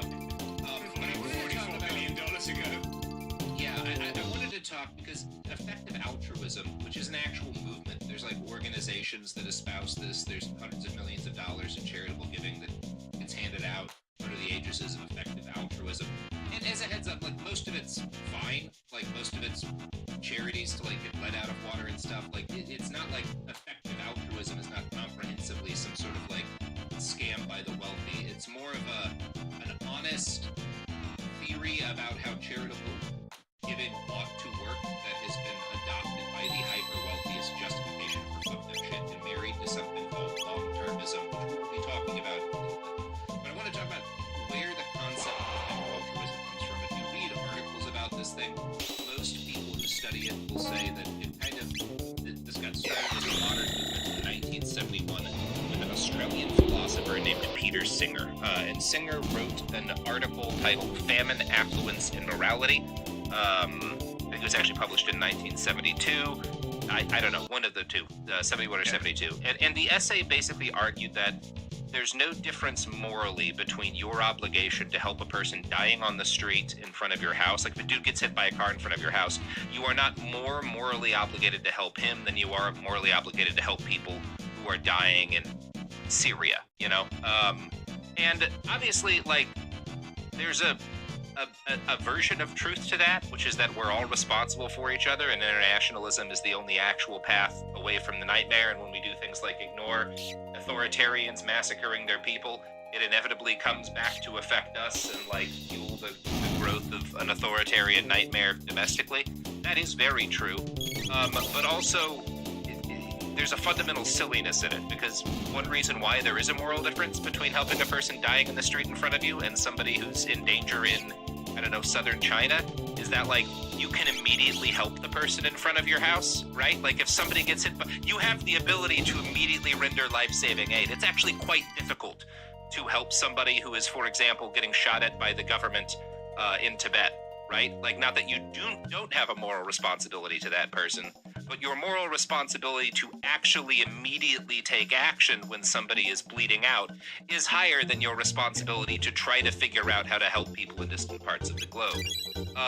This is more nuanced than I think a lot of, especially like rich assholes like to. It's more nuanced than like the I shouldn't say rich assholes.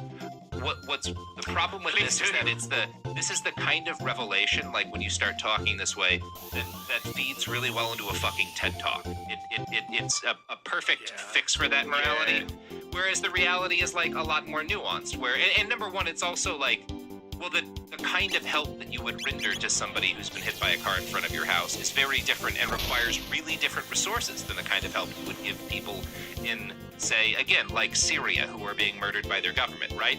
If somebody gets hit by a car in front of your house, you run out with a fucking tourniquet and a bleed kit and you call 911, right? Those are the resources that you can immediately use.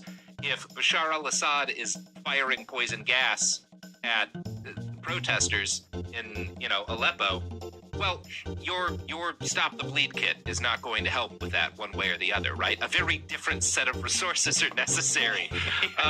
So it's foolish to compare them. Anyway, Singer did, and his All right. Stopping here for. There we go.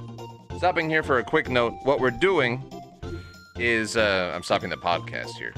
What we're doing is we're dropping the stone off in the past. We're going to create a paradox that could ultimately, like, swallow up the entire fucking universe. So what we've done is we've dropped the stone off in prehistory. We are going to go to 600 AD, and we're going to grab it.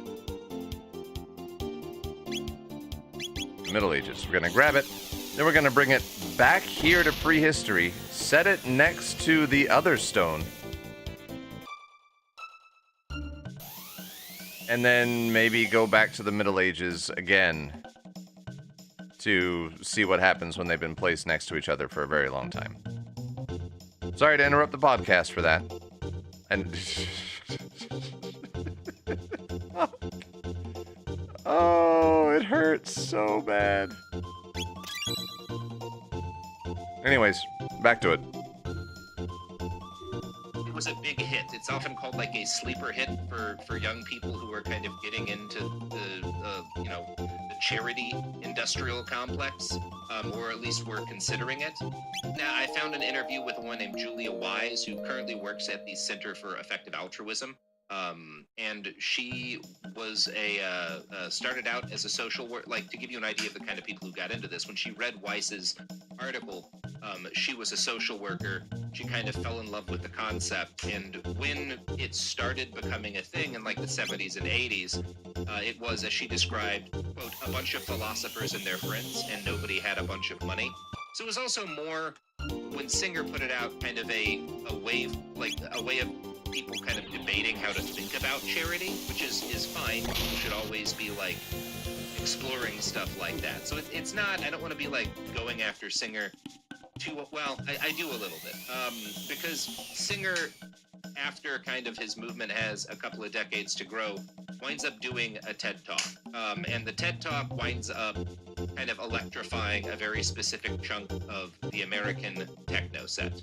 And you can see kind of in some of the writing on this, like the way in which his talking about sort of the morale. All right, and we're back to doing shit. Shit is going down.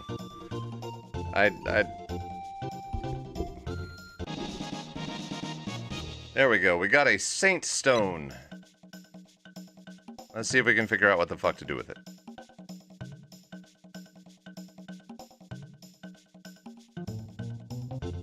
Maybe this guy? It couldn't be. This is the gem I spoke of? My, it certainly is gorgeous. But wherever did you find another Prisma Stone? There shouldn't have been more than one in the world. You traveled through time? I'm afraid I don't understand what you mean. But still, I appreciate you coming to show it to me. Let me give you a little something as a way of saying thanks. Hold on. I just need to put the finishing touches on it.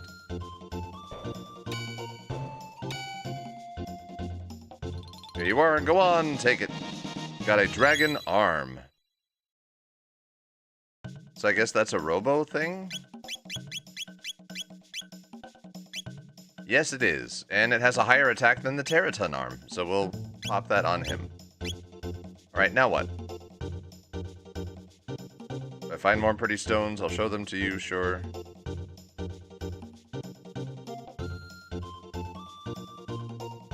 You need something that will shine in the darkness? Well, the Prisma Stone is said to absorb light. Perhaps if you left a stone like that in the sun on some high peak for a long time, it would absorb enough light to shine on its very own.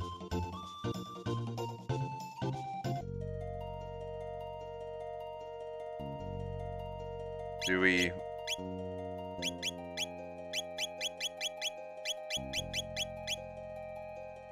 I have a Sunstone. I have the Saint Stone. We don't have the Prism Stone anymore. Will this other one still work? Please say it works. Anyways, back to the podcast. Of charity has gotten flattened over the years, quote, which is the better thing to do, to provide a guide dog to one blind American, or cure 2,000 people of blindness in developing countries? Which is like, I don't know, both. There's resources to do both.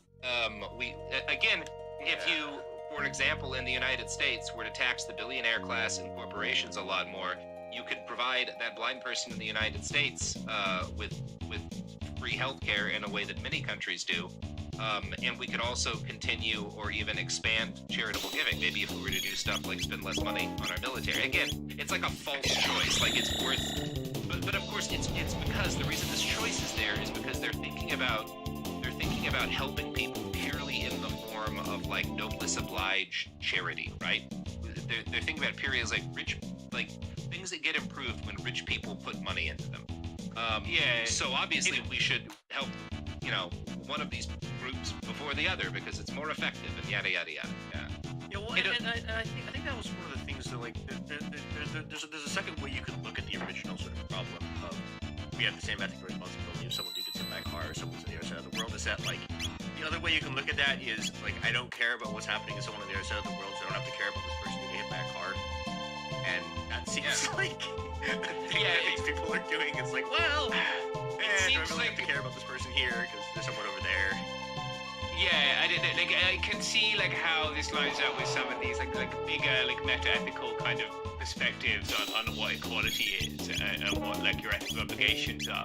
But then it seems to just kind of be like a very clear slippery slope to making kind of Malthusian excuses for doing fuck all. Yep, right. That's where the story's heading. So, oh, good. Early 2000s, he does like a TED Talk. The momentum around this idea starts to build. And it really gets a shot in the arm in 2013 with the work of an author named Eric Friedman. Friedman's new book, or Friedman's book at the time, it was called Reinventing Philanthropy, a Framework for More Effective Giving. And he kind of extends the arguments that Singer is making. One of the things that he does is he contrasts what St. Jude's Children's Research Hospitals are doing to like research children's medical or like illnesses that kids suffer and treatments for them with the Malawi Provincial Hospital in Angola. And he kind of contrasts two patients who are being served at the different hospitals for life-threatening conditions and concludes, quote, I'd probably also be very angry at the donors who are continually funding St. Jude and leaving Malawi Provincial woefully under-resourced. Alright, shit is happening. Place the Saint Stone here? Yes.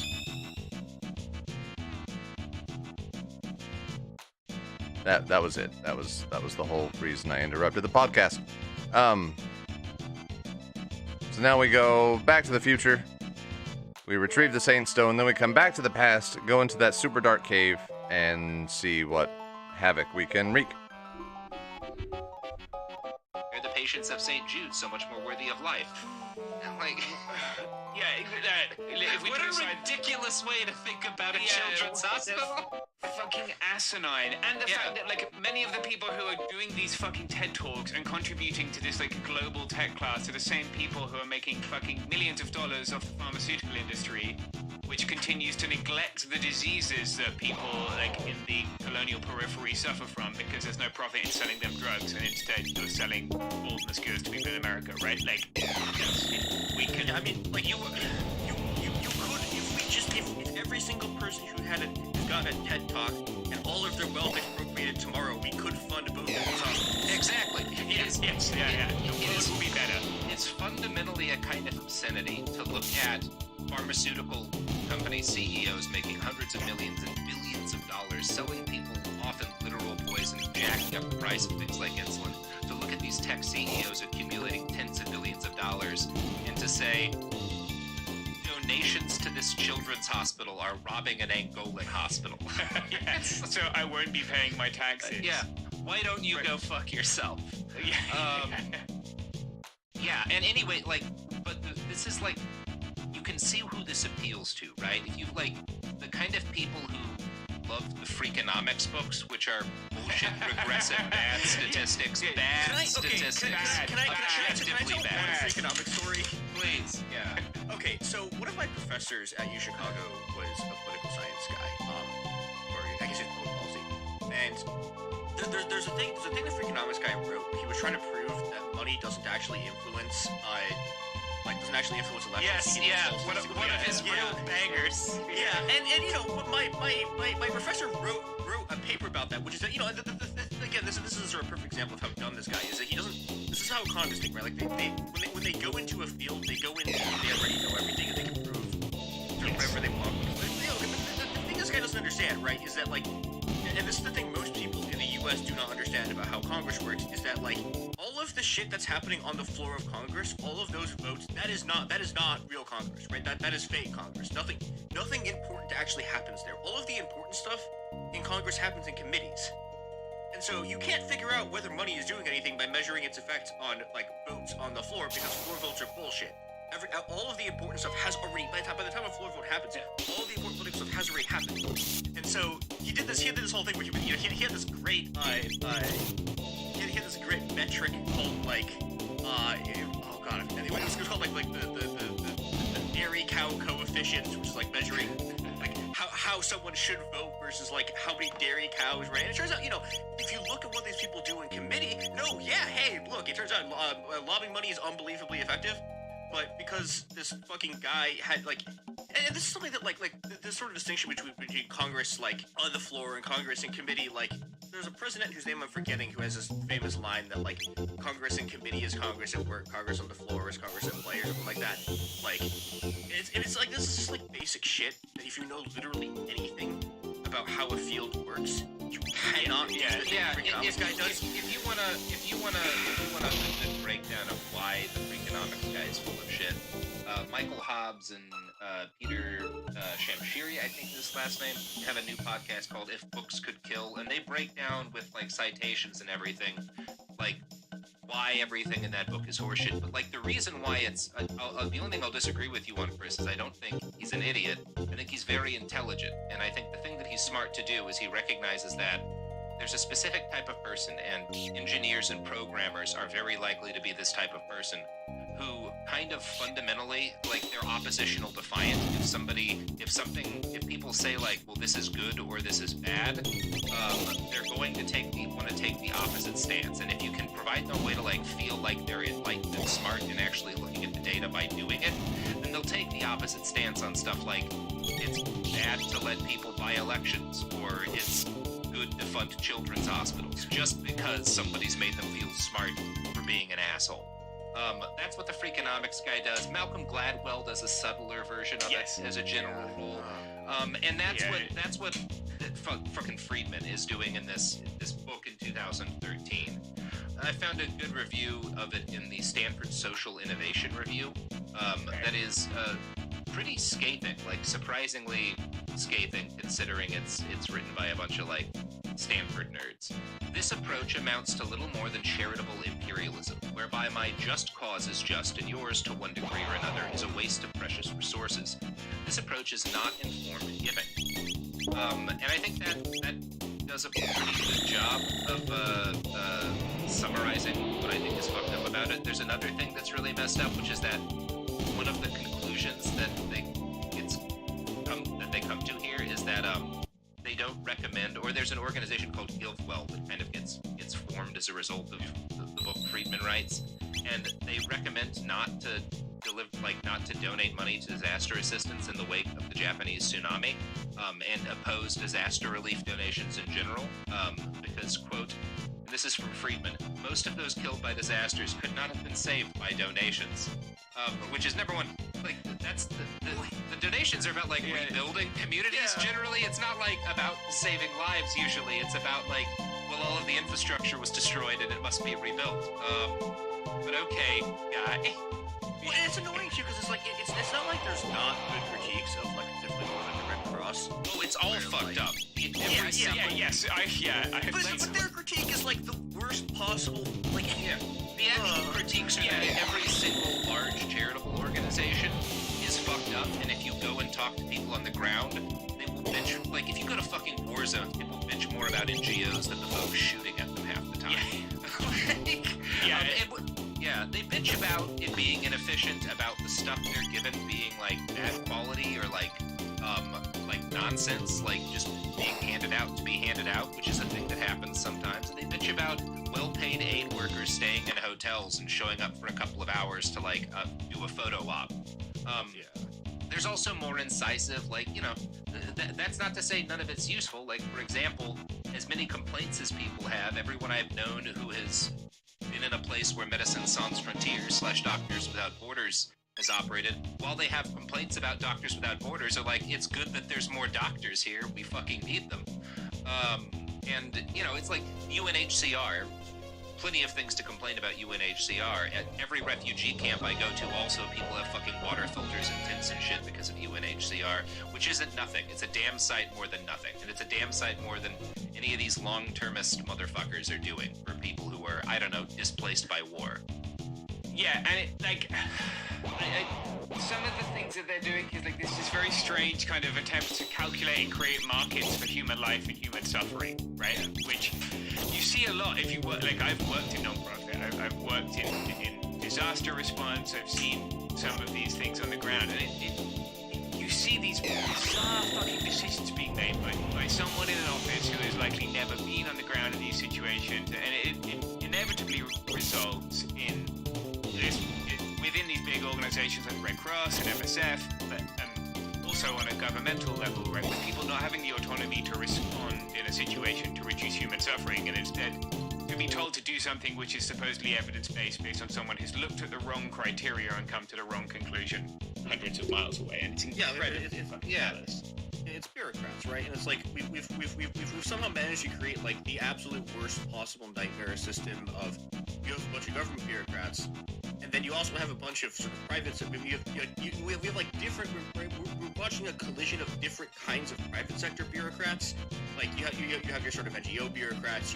And then you have these billionaires who are also just fucking bureaucrats, and all of them are just doing box ticking, and we get, like, just the absolute worst nightmare fusion of horrible bureaucracy and capitalism, which is a great way to run programs to have people not die. And, like, like so much of this comes from the whole like freakonomics thing to me strikes me as like reading, like you said, reading the Wikipedia article about a subject and then trying to find out where you can apply a market to it, and then listing that as the solution.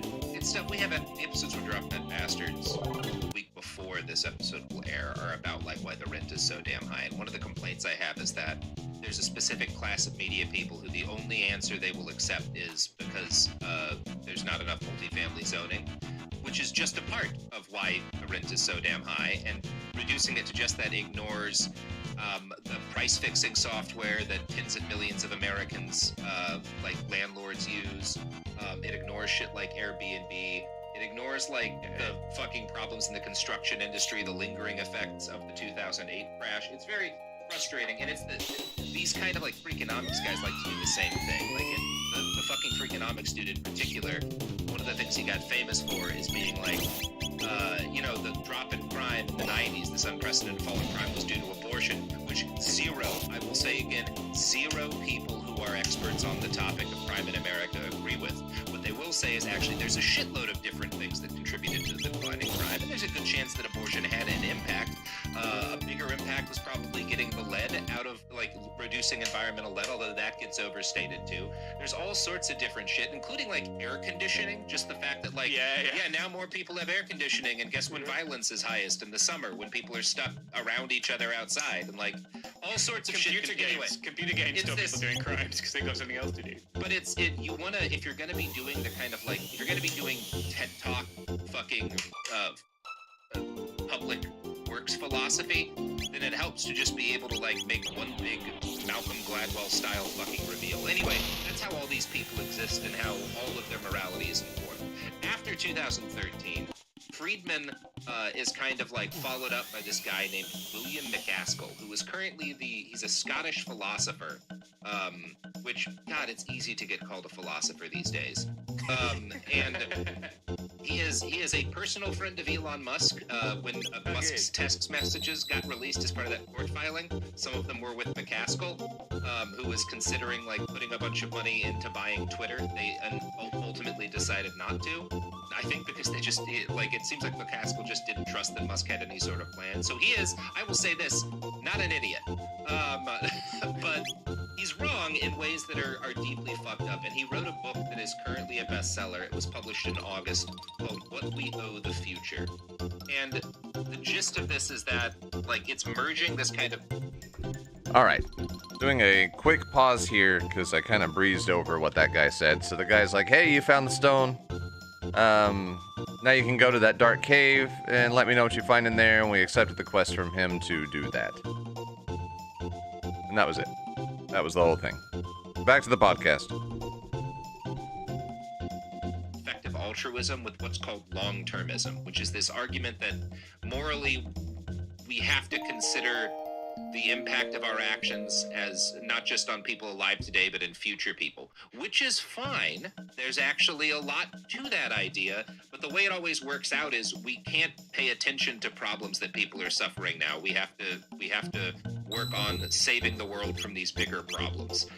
And again, it's almost exclusively used as an argument for guys like Musk to like, well, we shouldn't tax billionaires out of existence because I see this that with clarity the problems that we face, and the long-term solution is for me to be able to push for these specific things that I think are the only way to save humanity, right? I'm getting ahead of myself a little bit here. Let's talk about McCaskill again.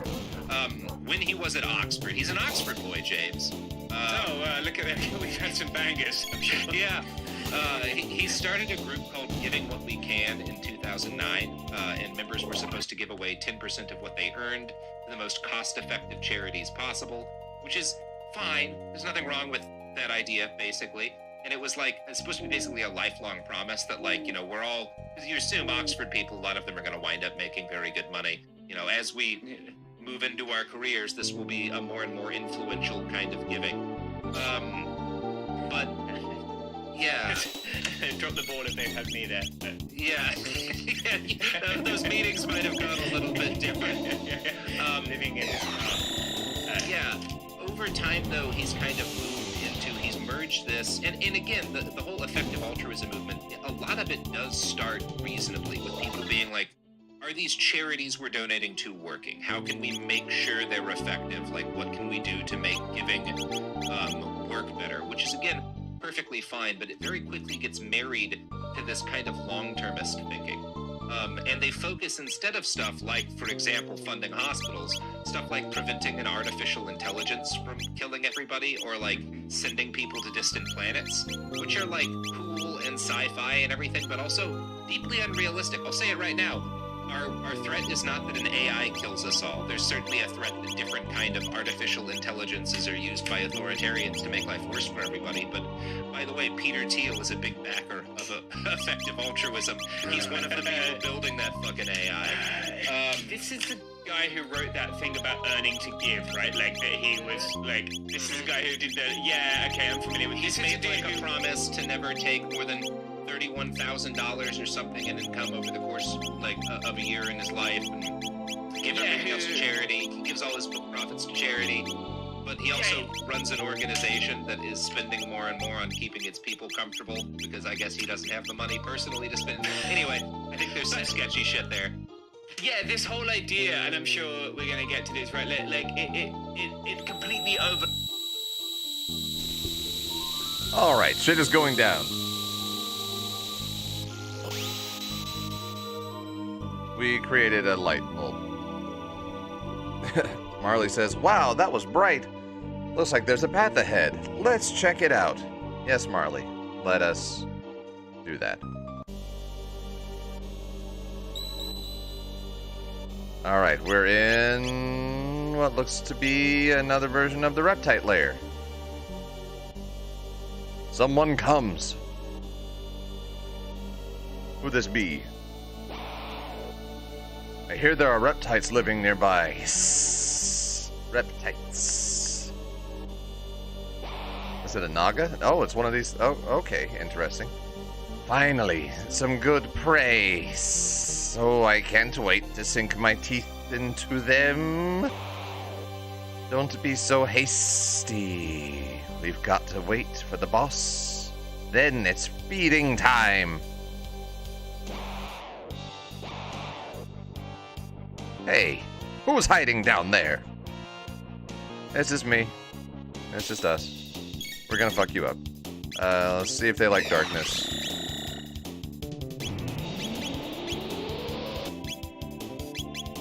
Or they'll just die. It's okay. They don't like they don't like that. That's cool. All right, shit is happening now. So, learned Cure Wind dual tech. Nice. What is going on? This is an emergency. Oh wait, this is Robo. This is an emergency. We must inform the villagers. Intruders! Sis. But there's treasure. God damn it. What? The cave is full of monsters, and they're planning to attack the village? Oh no! We have to call everyone together. This is grave news indeed. We cannot stand against that horde. Everyone, prepare to flee for your lives. You all had best return to your own village too. What the fuck? Hey, we can help you. You do that? I certainly cannot protest, but to speak frankly, you stand to gain nothing by helping us, you know?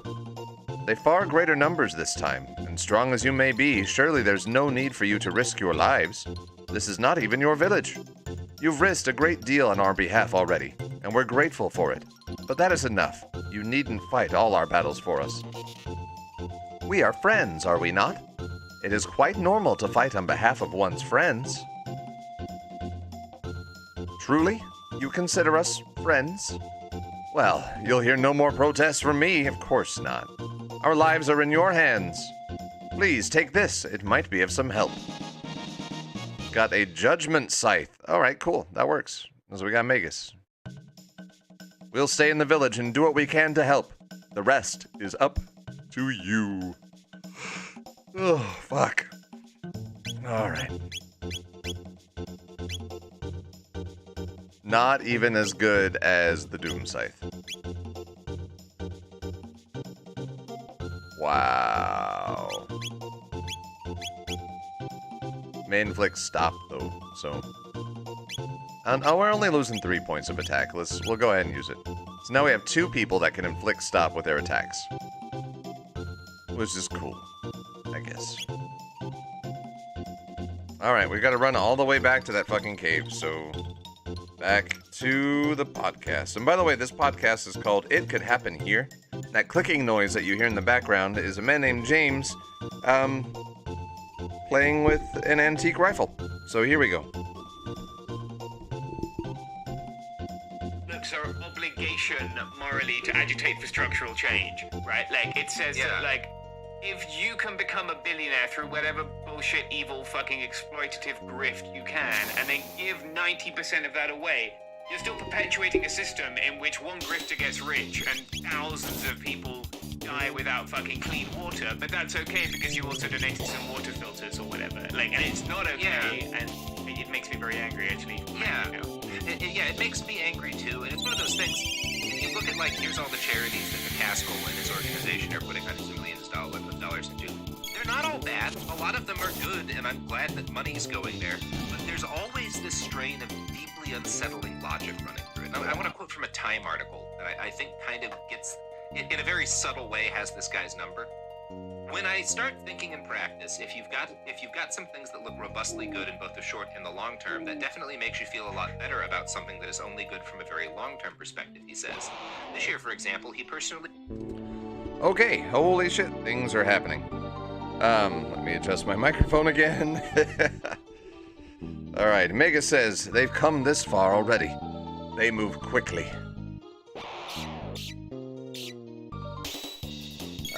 Let's see, we've got Cryosaur and Black Bats. Okay, so we'll go ahead and throw a Dark Mist out, and then we'll just start punching.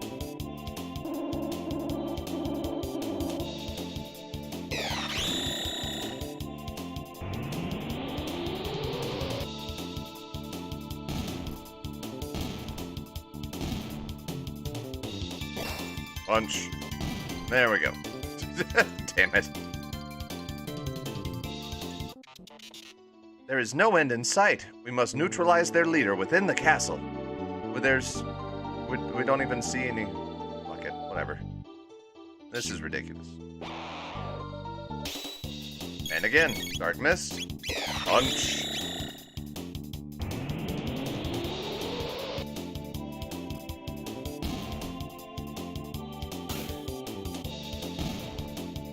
And there we go.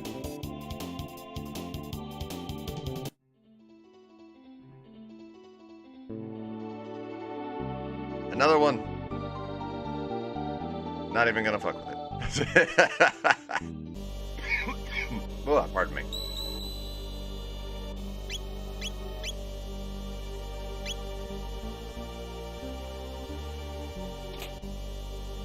Got more money that we're not spending. Even more money that we're not spending.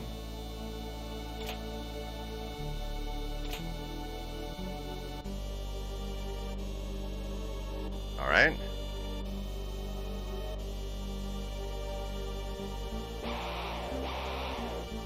Roar! Oh, there's 2 of you now. Why did you have to walk all the way over there? I don't understand.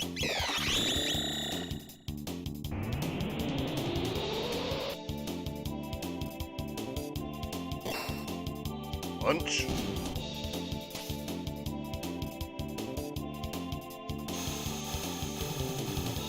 Okay, that was fair. Robo's magic defense is super low. And now that guy's dead. Alright, cool. Megas learn Black Hole.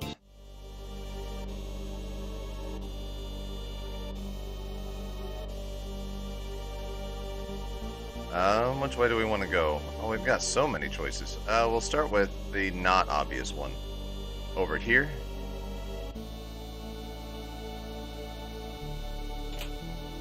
Got a horn. Got a fang. Got a feather. Got a pedal. Got a turbo shot? Nope. Let's see, speed +3. Let's see, playtime determines damage. Let's see. We'll go with the turbo shot. At least it's more reliable.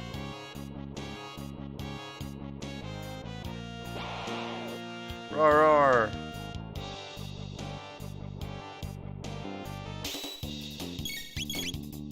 Again, Dark Mist. And punch.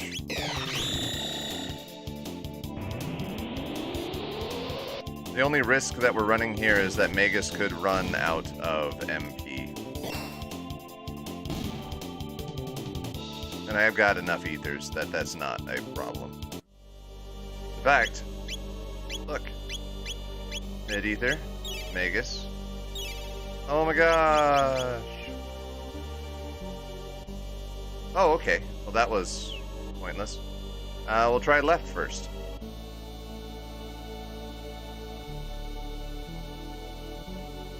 It would not have mattered which one we had taken. Not at all. Cool. We'll try the right door. Wait, no, let's try the middle door.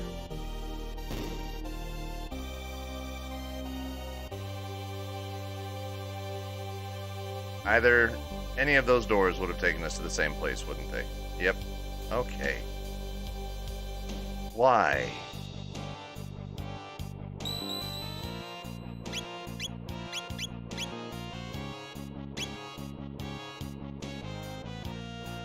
Just why? What the fuck? What is up here?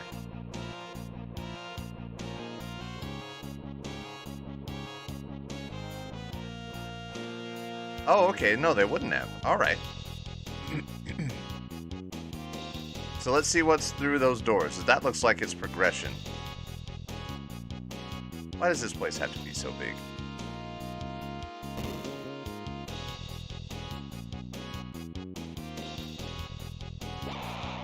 I'm just going to hit you to death. Oh wait, there's bats. Okay, we can't just hit them to death.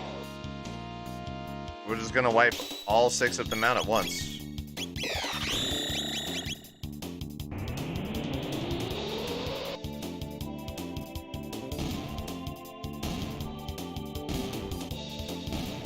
And there we go.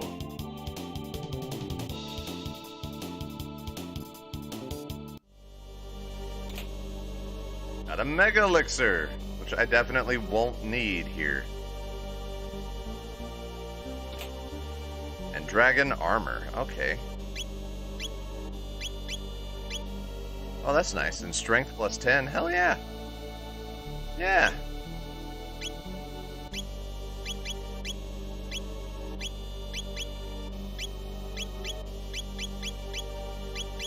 Let's see. Oh yeah, you can't use Nova Armor, so... Yep, alright. We're good.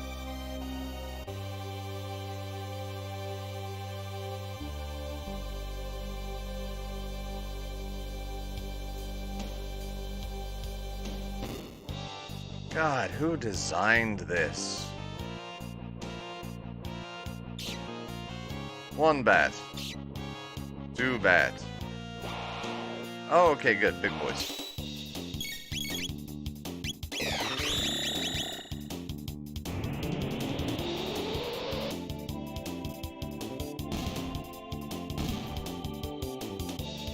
Punch.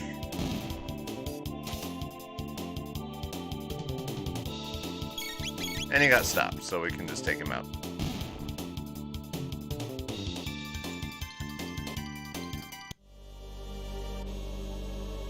At least this is giving us a chance to learn our last techs before we go into the lava fight. Or lava fight, Lavos fight. 10G. Yay.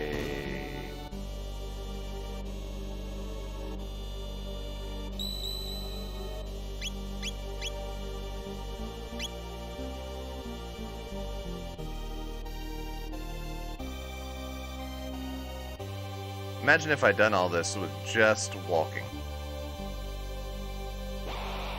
Roar.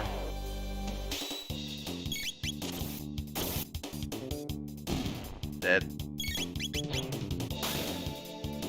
Oh no. Also dead. Cool, there we go. And I hope none of these guys had things that I could have stolen. Oh, I wonder if there's a treasure on that other one. Let's go find out. Fuck.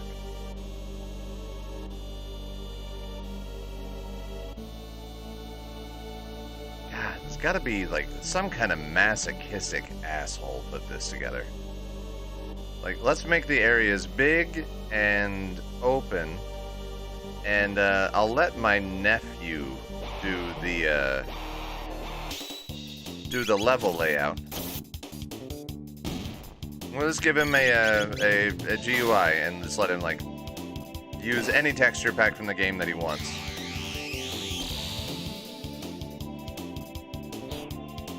It'll be fine. Perfectly fine. Wow, Megas is doing a lot of crits with that new sight. Stardust bow, yay! May inflict confuse. Alright, that's neat.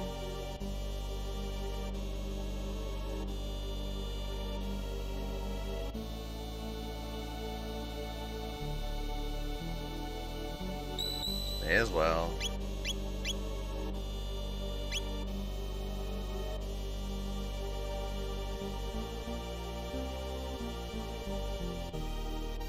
Oh, we're gonna have to fight those red guys again? Yep. That's fine. It's fine. Everything's fine. I promise I'm only going to start the podcast up again if we end up having to, like, run all the way back to the village, and I know eventually we have to run up the mountain again in the future.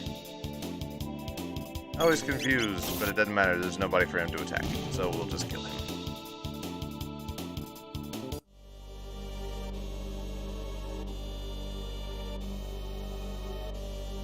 You know what? I don't even care. I'm gonna kill you guys too.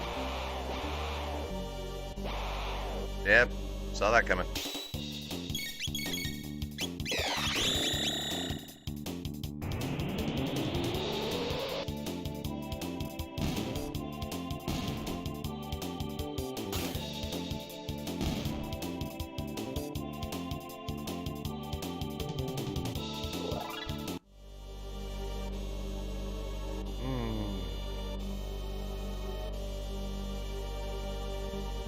Why?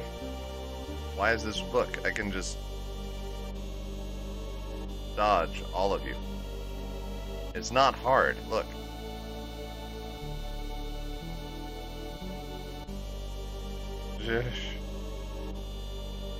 Fuck it. You all get to die.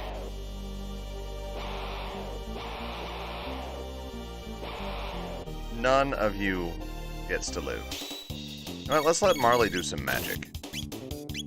Throw an ice too, Marley. And then Robo, do a laser spin.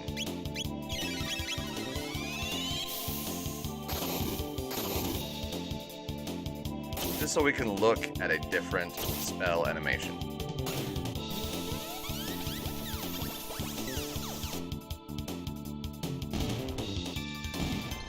Wasn't that nice?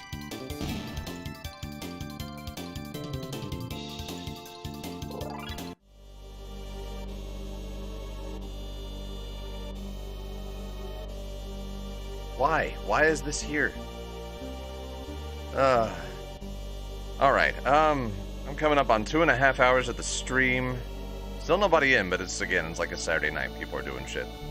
Unless you're RK9, then you should be asleep at this point. So I'm gonna call this an episode. I'm just gonna launch all these episodes in the same day. Because it'll be the day that everybody can skip. Because this is torture. So I'll catch you guys in the next one. In the meantime, you know the drill. Stay safe and healthy out there. Have a good one.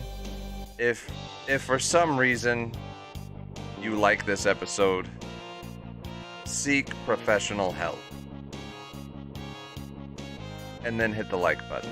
And then if you like this episode and you want to subscribe to the channel, please look at other episodes first before you decide to subscribe, because they're not like this.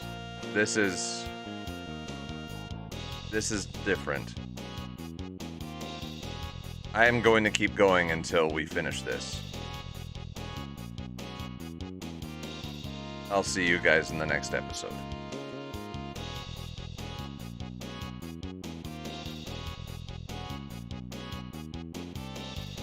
If you're watching this stream in the future, why?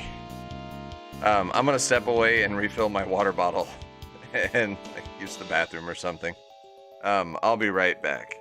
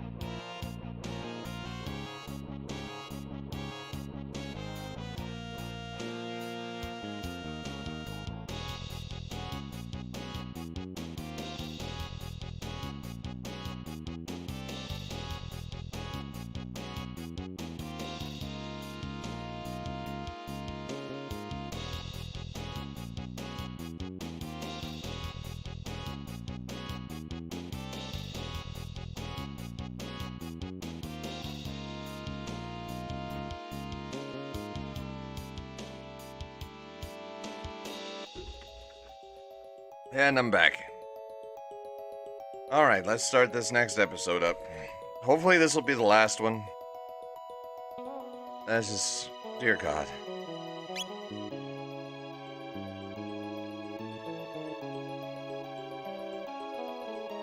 Hey everybody, I'm Not Great, and welcome to another episode of Chrono Trigger, the Let's Play you voted for. You may have voted for this, but nobody asked for this. This is the third episode that I'm recording tonight. The fourth episode total in the We Suffer Together series. I'm gonna keep going until we're done. And then we can do the Black Omen. And then I'll burn my computer. I will set it on fire. You'll never hear from me again. Fuck. Alright, here we go. Same rules as before. If things start getting really tedious, I have a podcast that I'm putting on.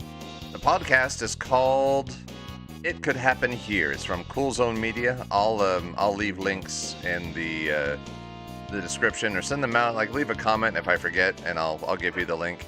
I hope that they give me a copyright claim so that, you know, at least some good can come from this horrible, horrible shit. This is just the worst, man. It's just so bad. Even Robo's like, no, stop, please, stop, no. I'd rather be set on fire. Alright, onward. Oh look, more pointless enemies.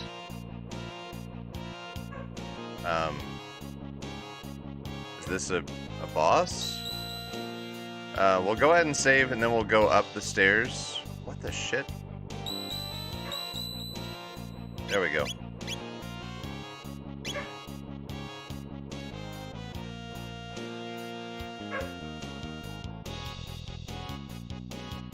That's a lot of stuff for one little chest. We'll eliminate them all. Wow, okay, 6 whole enemies.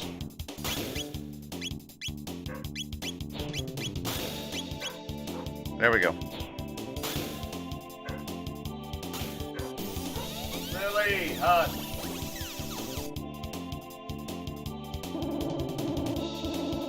Alright, they did not give a single fuck about that magic. The red things, anyways. It's like, I don't care about their hypnosis shit.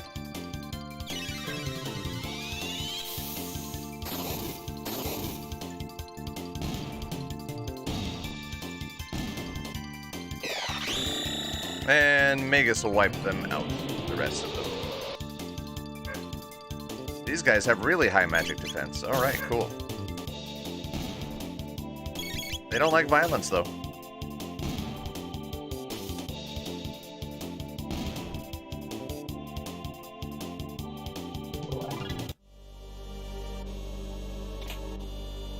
Got a Reptite dress. Oh, magic plus 10. That's perfect for her. Sweet. Here we go. Nope, not even gonna fight those guys. We use a shelter. Get our MP up. See, Robo's already hit max HP, which is nice. Anybody else? He's the only one. He's the first one to hit max HP. So congratulations, Robo, on that. So, it's you who meddle in our plans. Who is talking? Who the hell are you guys? We will not suffer meddlers to live. Okay, let's see how you feel about Dark Mist.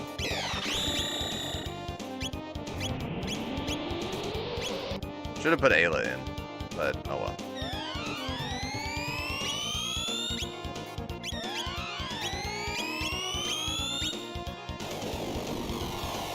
Oh, wow. Okay, that's not negligible.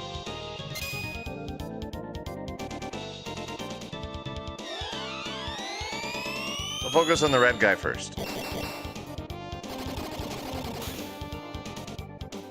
He did not like that.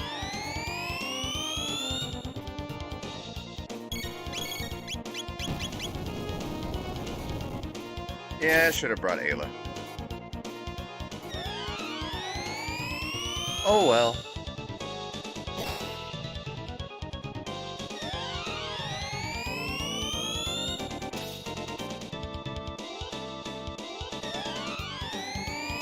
Alright, so, and do whatever you do. What we'll do first, real fast, is Cure Wind. Get everybody all healed up. We'll throw a Dark Bomb at that guy.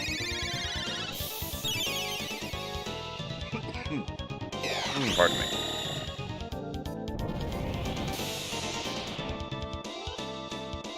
He did not like that. But anytime we hurt them, they just suck up our MP, so whatever, we'll take out the other guy first.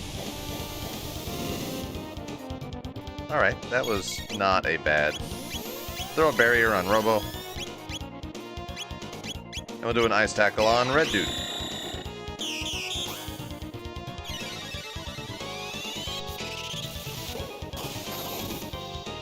Suck it, Red Dude. Wow, 3,000. Nice. Well, keep on throwing up barriers, I guess.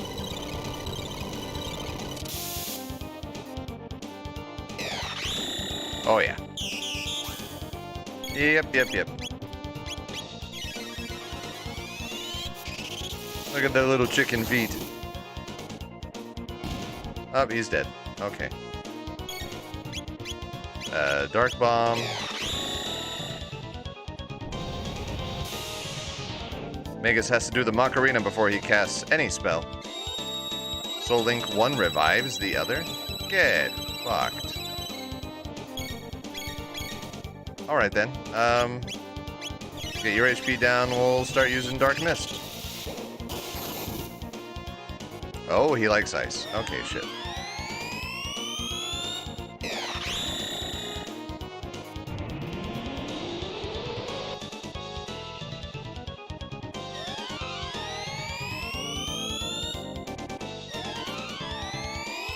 We'll need to use a Turbo Ether on Magus, and that's fine.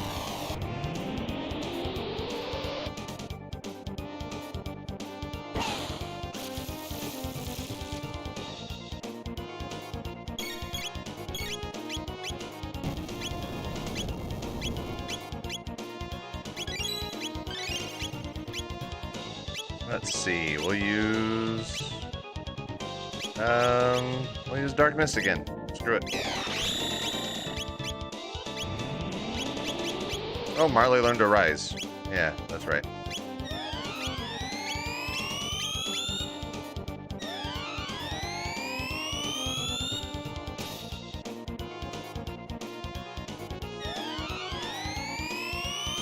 Well, this will be a thing.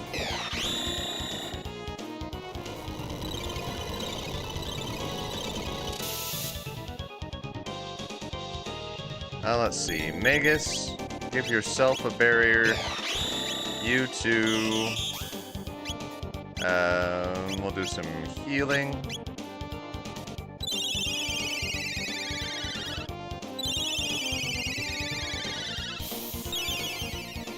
There we go. Oh, wow, that's a max heal. Sweet. Snowstorm, you say? That's just ice too, dude. Don't. Self-aggrandizing. Yeah, just don't. Just don't. We see through your bullshit.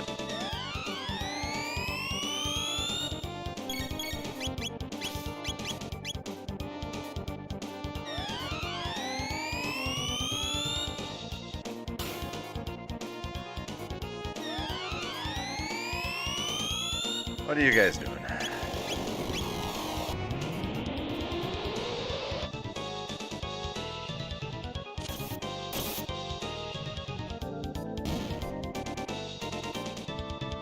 And he's gonna revive his brother, unless we can stop him. Or maybe it's only the blue one that revives.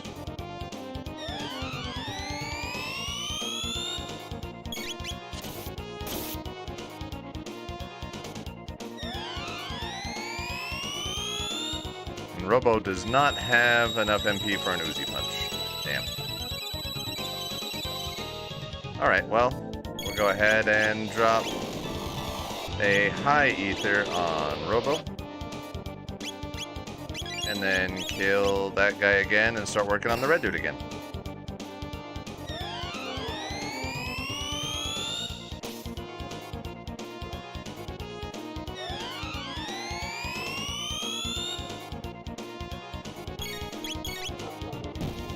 Let's see. We can go ahead and use a Dark Mist. Why not?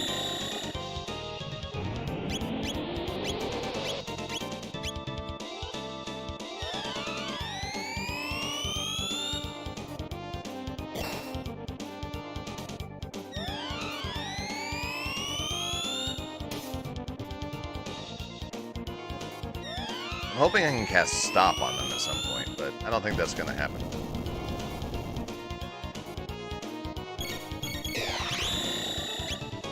Archeo Fang? Sure. Dude. Sure.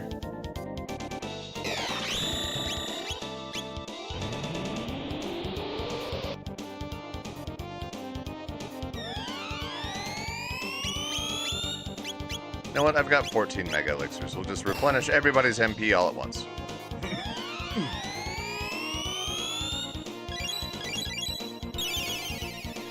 There we go.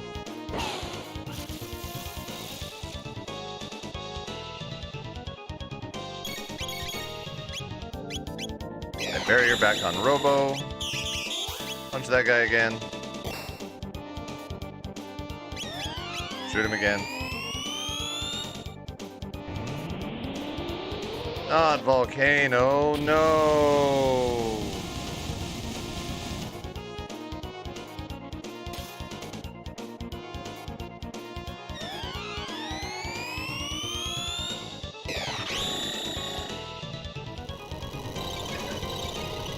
See, that's the spell we're trying to learn for Magus right now. And the Dark Mist. We'll do an Uzi Punch on the blue guy. See if he survives it. There we go. Ice 2.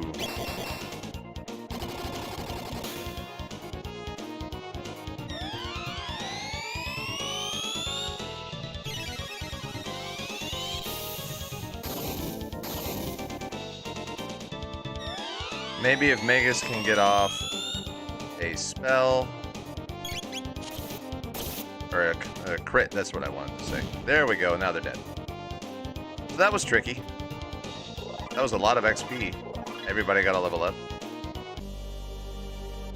Phew, we did it. We've no more business here. Let's be on our way. Not even gonna let me explore the throne room. You've done it! Magnificent! Perhaps now joy and laughter can take the place of fear and dread in our lives. No words are enough to express our appreciation. But know that word of your great deeds will be legend in our village for generations to come. This is the Valor Crest, an ancient treasure of our village. Please accept it as a token of our gratitude. You are our saviors. I got the Valor Crest, yay! Alright, so I think we're done here. Yep. Brought wondrous change to our lives, yay! You've wasted hours of mine. Seal off the interior of the cave to make sure no more monsters come out. Good. Nothing more to worry about thanks to you. Thank you so much. The village saved. Stuff. Good. You want to crash at my place? Yes, please. Just... Do you have alcohol? I honestly feel like I should be drinking for this.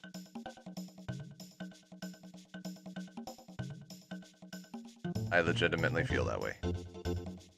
I still have not come across the rusted blade that guy's talking about. But you know what?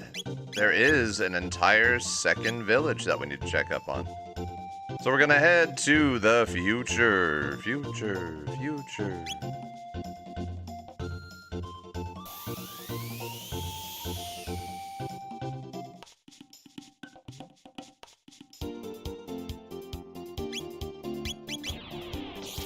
Yay!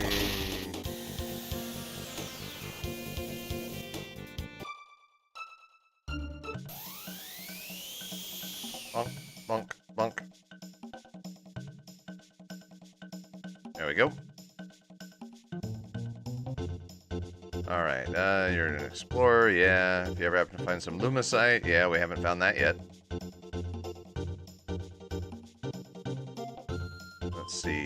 Let's see if the guy up on the mountain has found anything.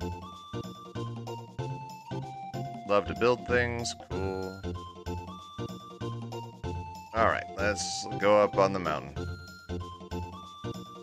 Again. My God.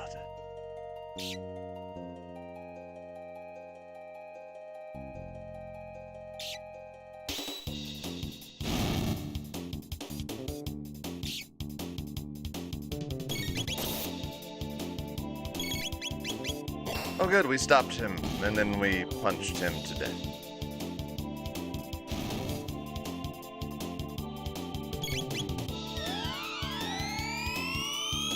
I think in some regard these guys are supposed to be difficult. Like they're supposed to put you to sleep and confuse you and all this other shit, but we just don't, we're equipped so that they can't.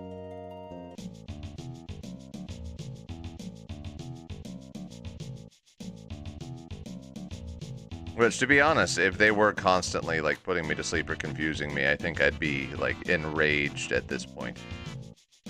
I would not be able to... I would not be responsible for my actions. Probably would have stopped, like, the responsibility part, like, maybe an hour ago into this. Because, yeah, stream has been going for 2 hours and 50 minutes now. There is not a single other section of the game that has taken this long. And this is not even entertaining. Just a slog. It's like the guy who made the original Final Fantasy XIV. Like the guy who gave that the okay. Before they revamped it and turned it into just a wonderful MMO. That guy is the guy who made this. Him. He's the one. I hope I'm right about that.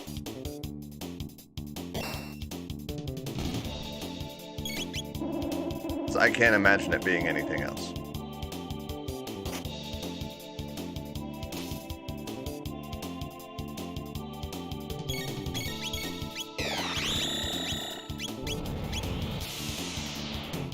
See if the other bug goes and hits his buddy before we kill his buddy. Nope, buddy's dead.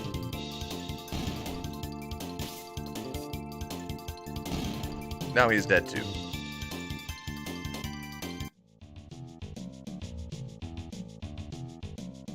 So excited about doing the Dark Omen.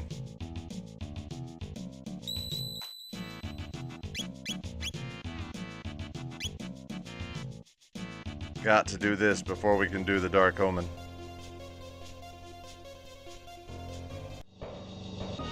Oh, shit's going down. Something's happening. News says, all done.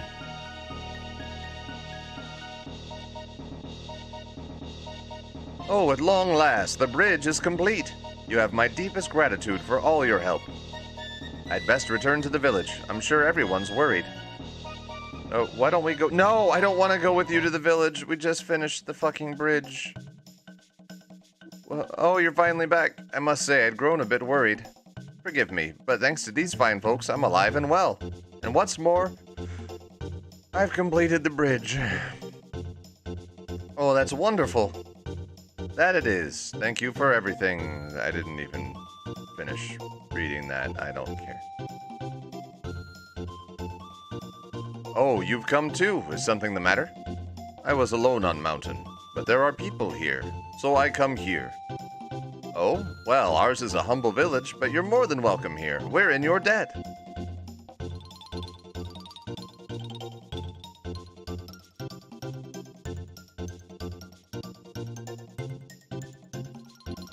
Excuse me, I liked your food. Oh, thank you. And you finally came to see me. Yep. Do you want to live with me? Alright. Truly? Oh, we'll be the best of friends. Follow me. What is even fucking happening here? Seems he's made himself a new friend. What a wonderful day for the village. I don't know how to thank you properly, but I hope this will be a start. It isn't much, but I'd like you to have it. Is it a rusty knife? Saurian leathers, okay.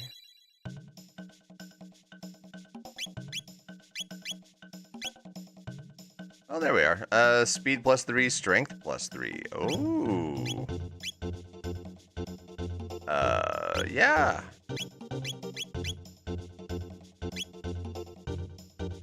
Yeah, okay, sure.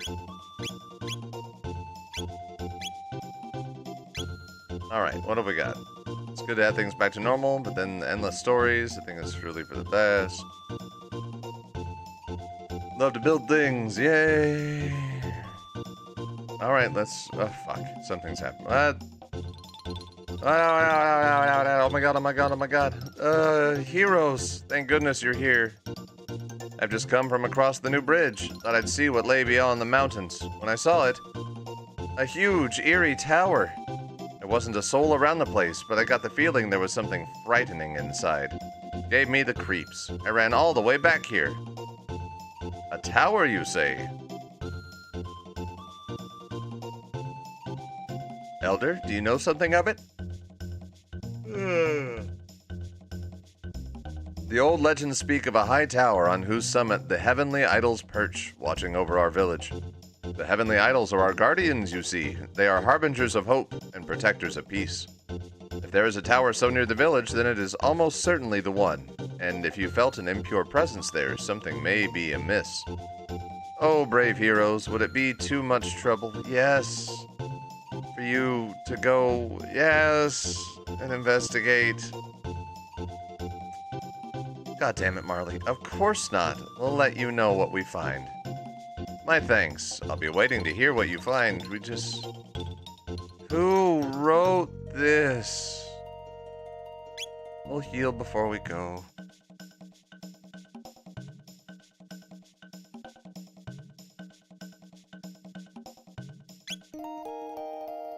I have tears in my eyes from the pain of enduring this.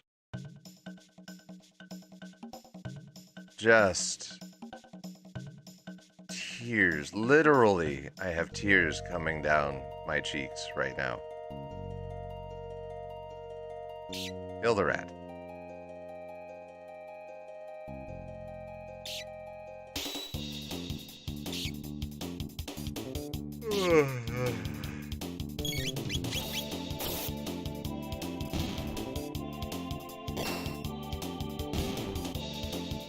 I guess I could like check my audio or something while we are dealing with this. So hang on for a second.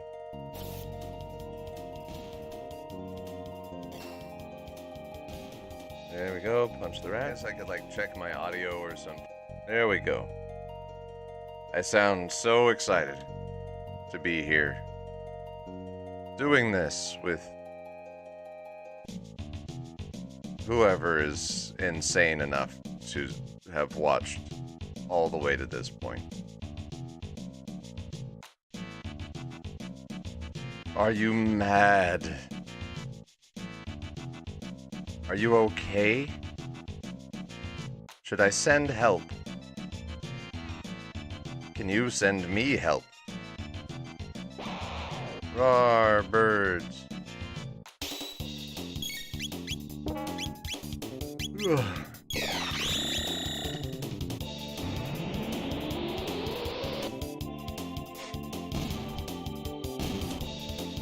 I am legitimately tempted to like open up YouTube and see if somebody else is like, I know people are streaming the new Pokemon game right now. Like I could just have that going on off to the side. Just on mute, but I just would watch and that would just make this take longer.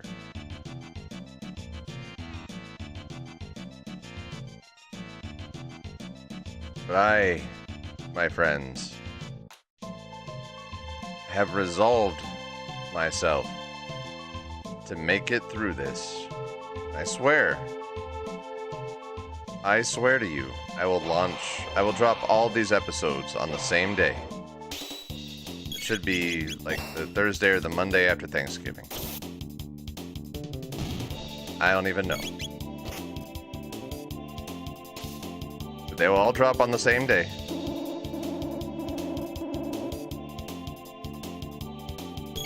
So that if you're following this series, you can get your Chrono Trigger fix, and you don't have to watch my descent into madness all the way to this point. You could just like, oh, I've had Chrono Trigger today. Everything is fine. And then you could stop.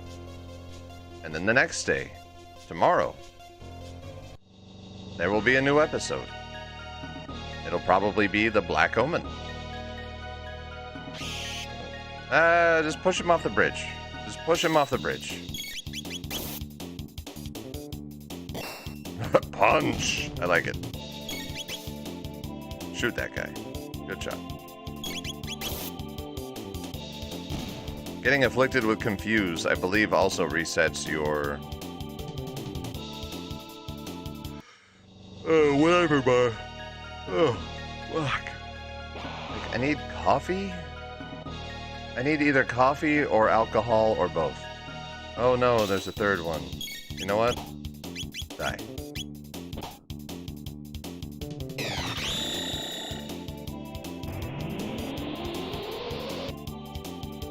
What else can I do? Like, I have read the news. I've read the fake news. I have played a podcast. Like, should I turn on... Why is this bridge so fucking long? Ah! I guess I should bring Ayla back. He's dead. He's not.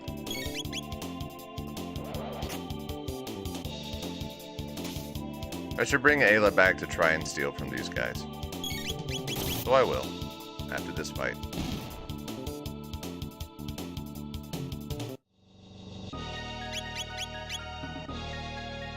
Let's see.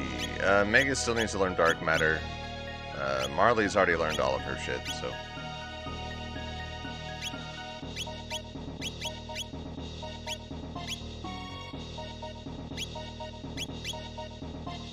Yeah, okay. Ayla's fine. Now we're in the facsimile of Magus' tower. There we go. And that save point just didn't want to work. Did not want to work. They put it inside a wall. Got more money that we can't spend. Got a dino blade?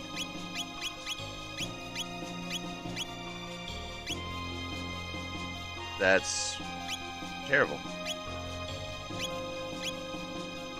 Alright, let's see if we can steal from these guys.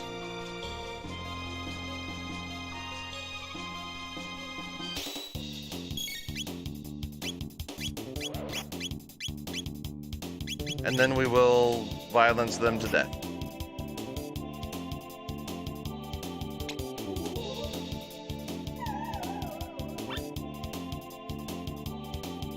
Of course, nothing.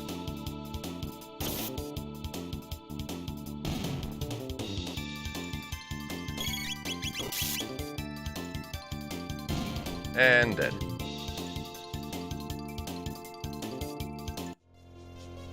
I can't even entertain myself with thievery.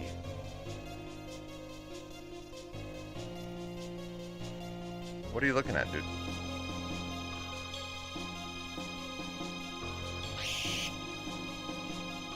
I didn't have to kill this guy.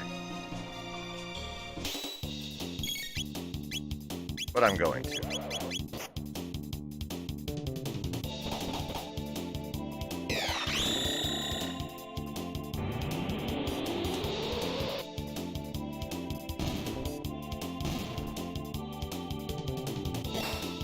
Alright, skeleton does not care about darkness attacks.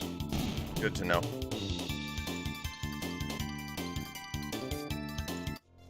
How much money do we have at this point? 462,608 gold. Alright. That is... Oh, what are you?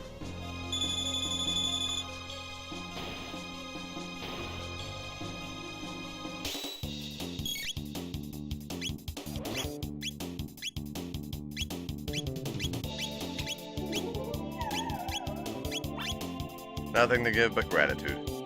Of course. Which is kind of creepy when you think about it. Nothing to give but gratitude. It's like, thanks for showing off your goods, lady. Appreciate it.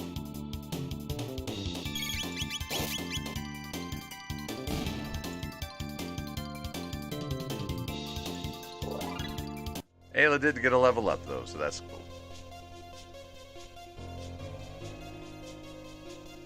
Not concerned with you.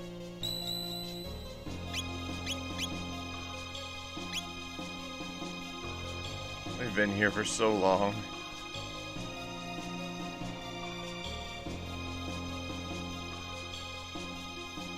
So very long. Oh good, more octopi.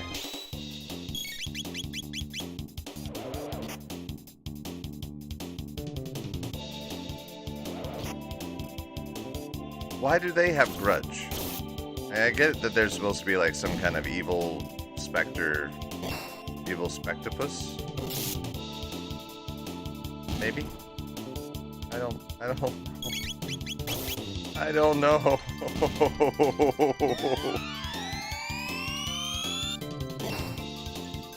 This is why, before I did this, like, I got onto an Arcanine stream and played...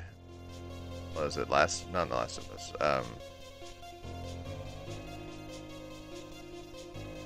That one game with the people and they're all sus.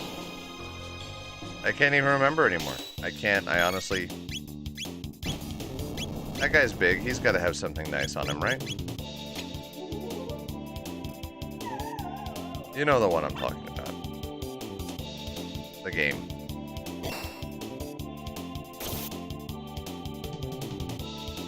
This is what I've become.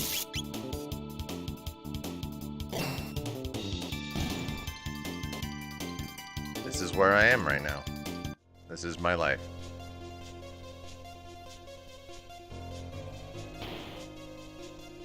Oh no, it's a big guy again. You're evil. You're all evil, right? So maybe you don't like fire. Fuck it.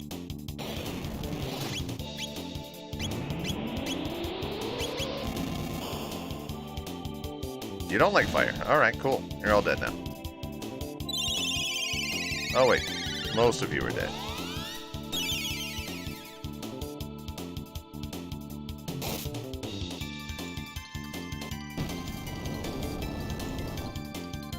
Look at the arms on that guy, though. He must work out. Well, doesn't matter anymore. Robo got to level up and learned to electrocute. Finally. Zap all enemies with electricity. And proximity bomb is fire. The only element he doesn't have is water. So that's cool. Let's throw Chrono in. I'll throw him in at, like, the end of the party.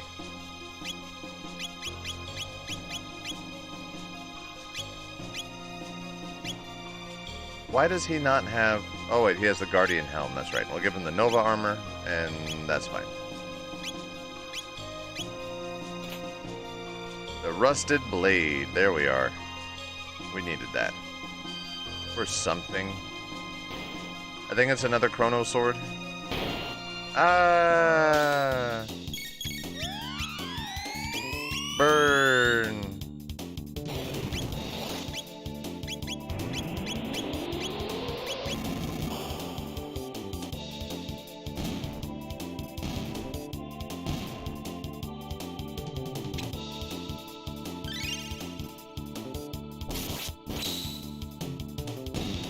And dead. What is Chrono's accessory? Muscle ring. Oh, his stamina is up. We want his strength to go up. He needs to do more damage. Power glove. But I think we have something better than that. Yeah, power ring. There we go. Oh good, more stairs. Oh no, 2 of you.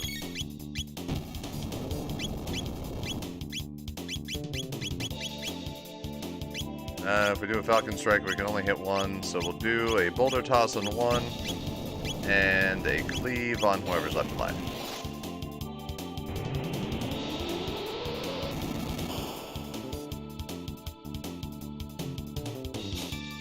And upsy-daisy.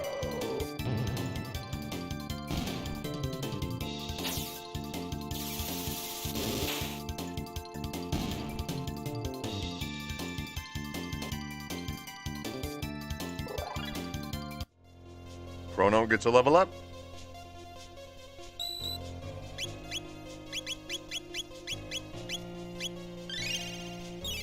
Top off our MP.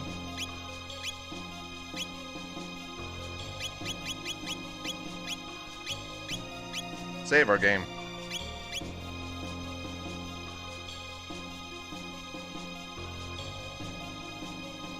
Who are you? Death to all who yet draw breath. Looks like he has a sword. Yes, he does.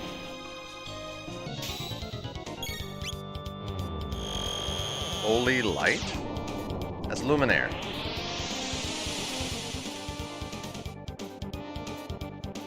Okay, so we need... One, we need to see if we can charm this guy. And then we need Barrier on everybody who we can do it on. Dude has nothing. I can do Luminaire too, watch. Counter Tsubame Geishi. Alright. Whatever.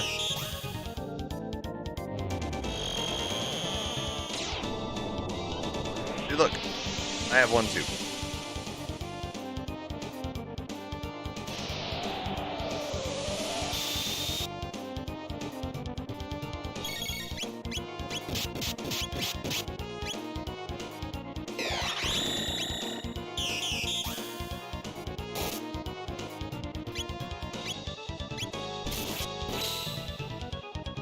Take out the little guy.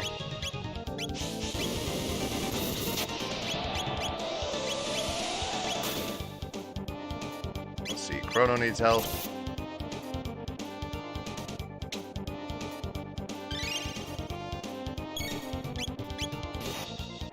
I will do a cleave on that guy.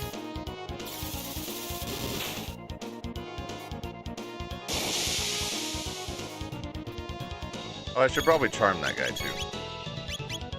Just to see. Got an elixir. Alright.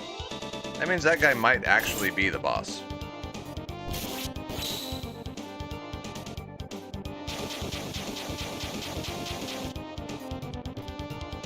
That was pretty lame. Who needs it the most? Ayla does.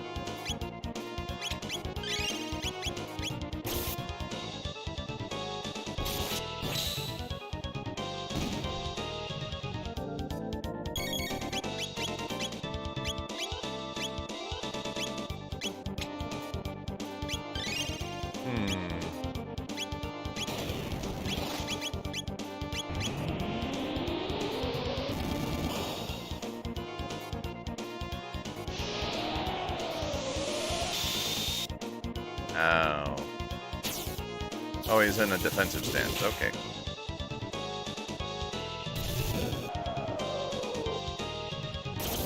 How is that a flash of steel? I don't understand.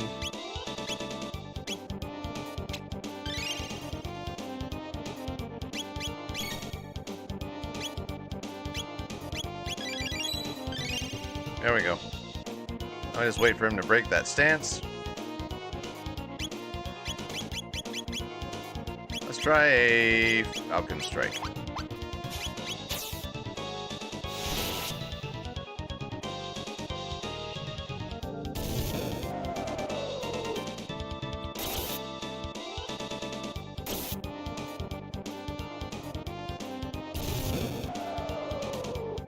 This guy's pretty lame. Ooh, Megas did not like that.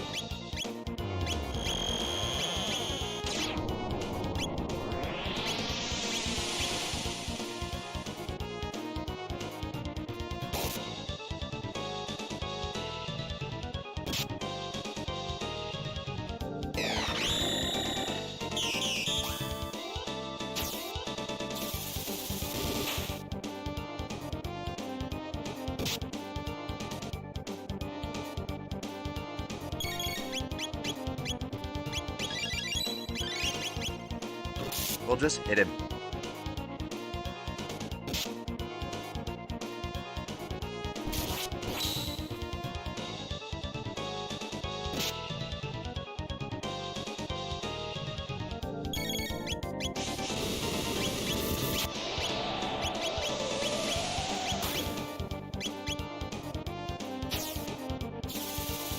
Whack.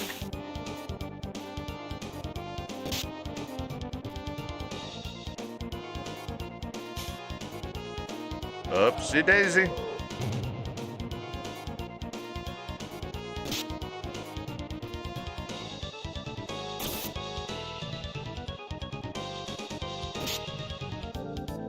Ow.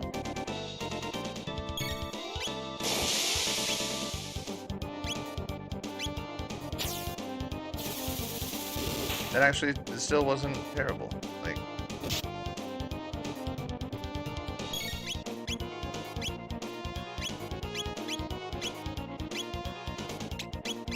there we go.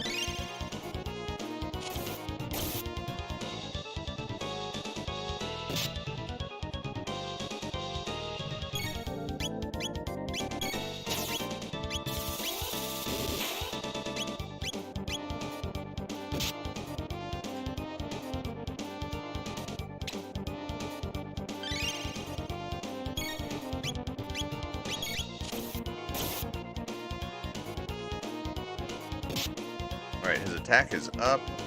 Well, it's just still up. Okay.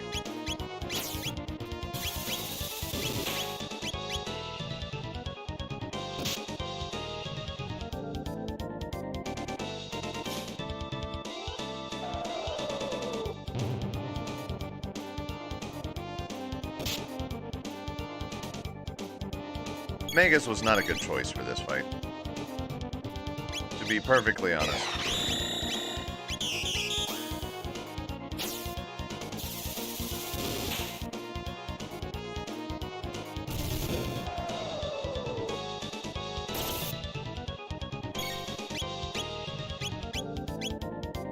Who needs it the most? Magus.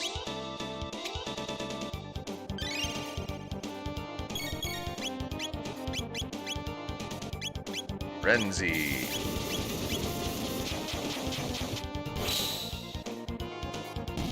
And he's dead. Alright, cool. A lot of XP. That was it. No TP, no money, just XP. That spirit will stir no more. Let us find the idols. Is there anything in that armor? No? Okay. There's a door over there. Nothing over this way. Yeah, we're fine. Oh, look, it's us from a little bit ago. Trust to a primitive people to engage in such foolishness. Village person C may be surprised. We're done here. Let us return. Please say we're done here. Except we do still have to give that knife back. Or the rusty knife. Everyone, our heroes have returned. And what news of the tower? It was infested with the spirits of the dead, but they have been sent to the great beyond. Then you have our thanks. Did you happen to spy our heavenly idols? They rest upon the tower's highest floor. Do not know by whose hand they were crafted, but the marksmanship is impeccable. So they truly were there after all. You've earned our gratitude once again, brave heroes. This is a thank you of sorts from the village to our champions. I hope it serves you well. Got the champion's badge. Which does what? What does it do?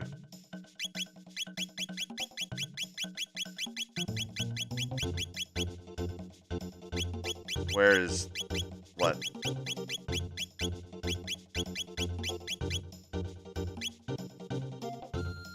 Ooh, the Valor Crest actually is not bad at all. Alright, so what is the champion's badge? What?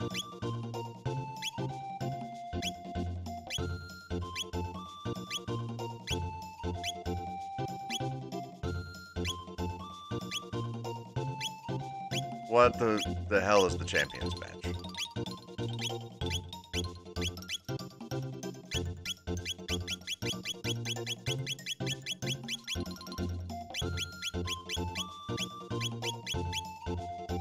What even is the mop, to be fair? Like, not there.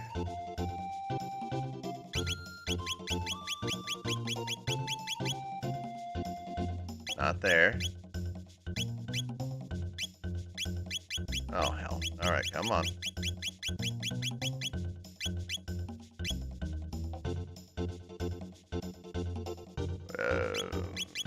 Where is it?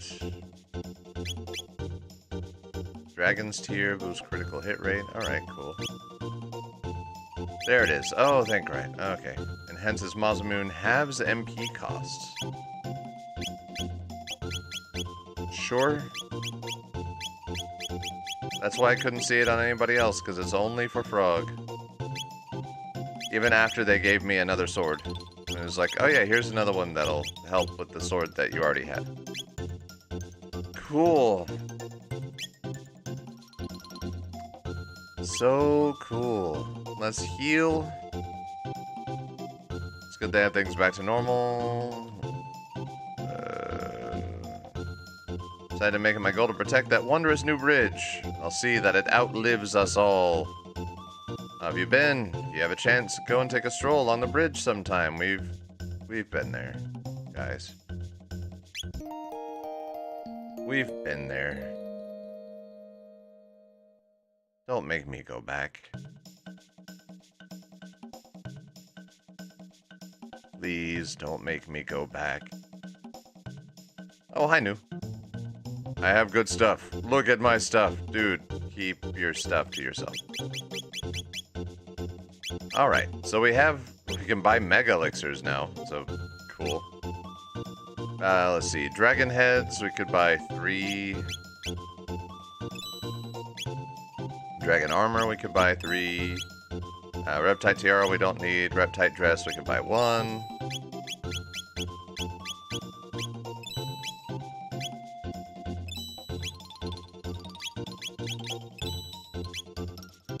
34 elixirs. We'll buy 2 mega elixirs.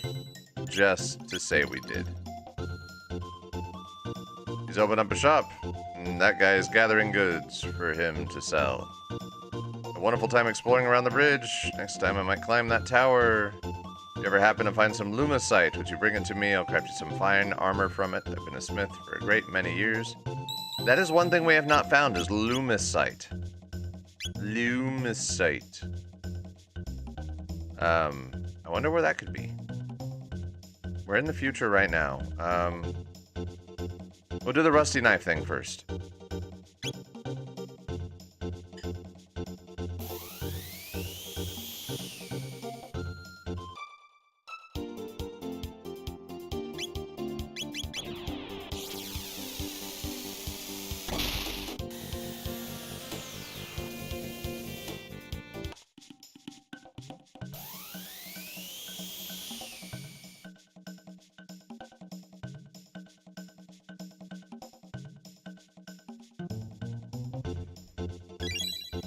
Oh, you brought me a rusted blade.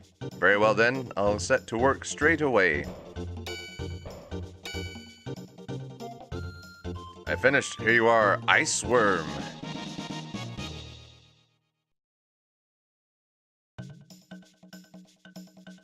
Let's see. Okay, yeah. Never forget your charity. Somebody tell me where the fucking lumicite is.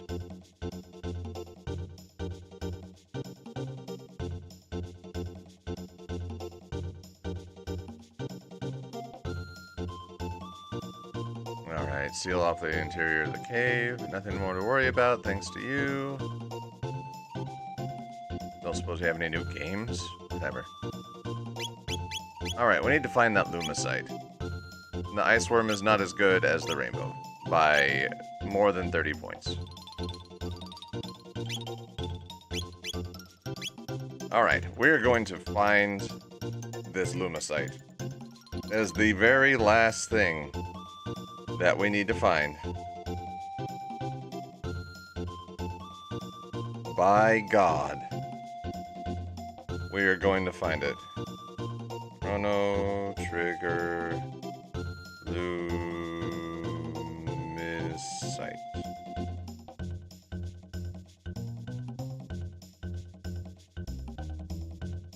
Let's see.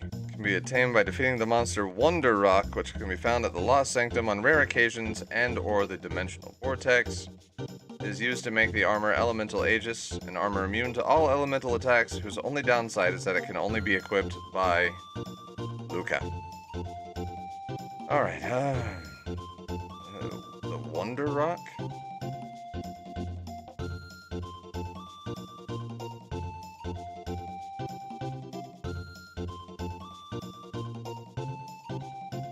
Well, let's see.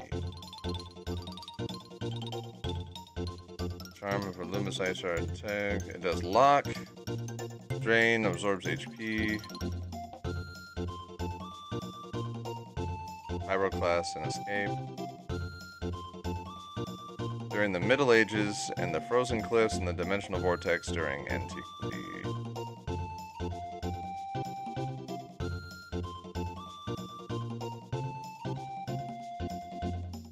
That doesn't fucking help us.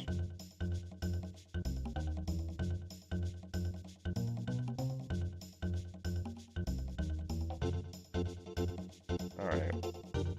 Wonder Rock.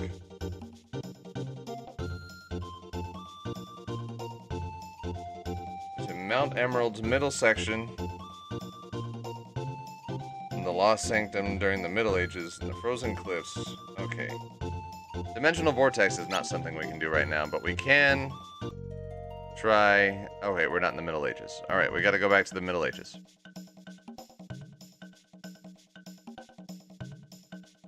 And it looks like we're gonna need to pop on items. Well, we wanna...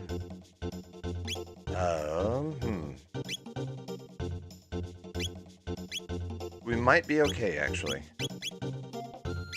Let's increase our accuracy as much as we can.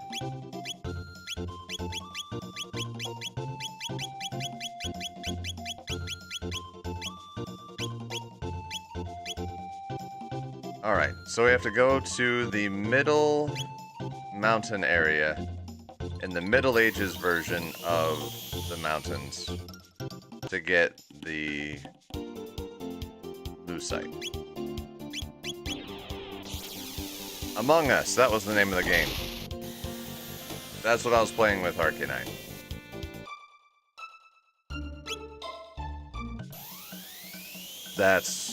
Jeez, that took a long time for my brain to figure out.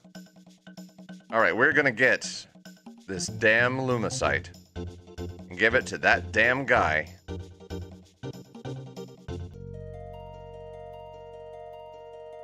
Wrap this place up, and we will never, ever have to come back.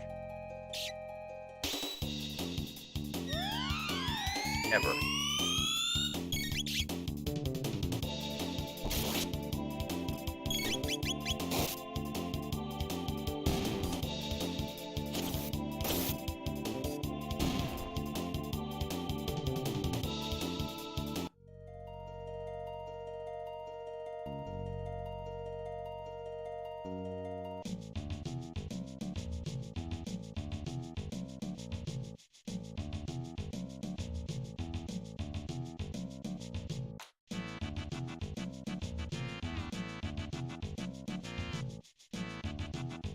Alright, this is the bottom section.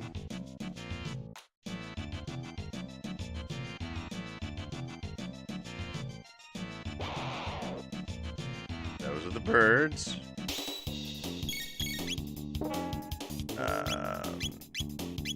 There we go.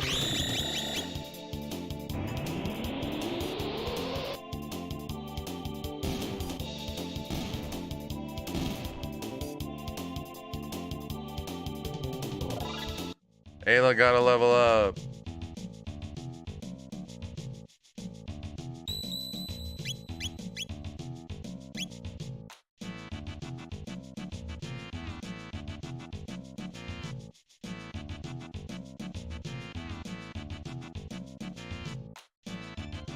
I have no idea where this thing could possibly pop up.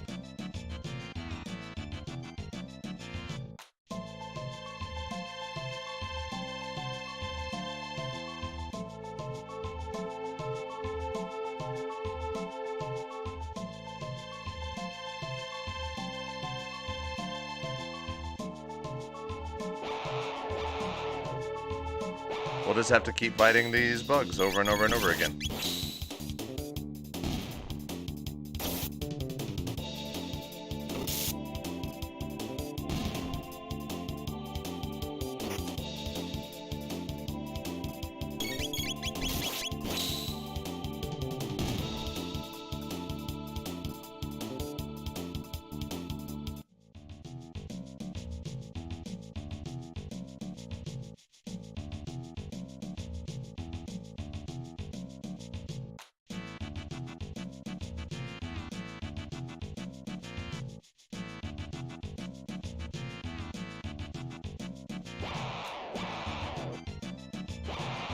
Like, all the sprites here are super recycled, right? So, maybe Fire 2 will work on these guys. So it's gotta look like the same rock enemies that we fought on, like, the Mountain of Woe or something. Nope, no magic, got it. No magic, just violence. I don't think we've taken out Specchio for the last time either. So we could still do that.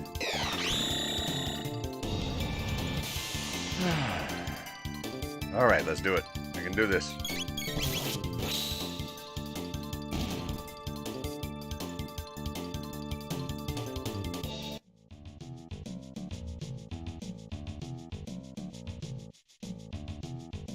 Not that rock. Nothing over there. It is evidently a rare enemy. Which, I don't even know what the fuck that means in this game. They're all supposed to be...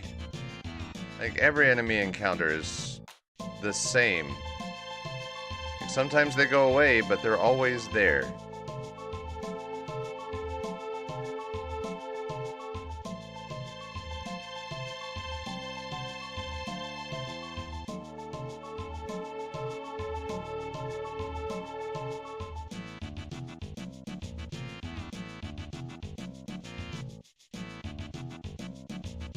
Alright, here's what we're gonna do. I'm gonna keep going back and forth in this place, looking for this rare rock monster.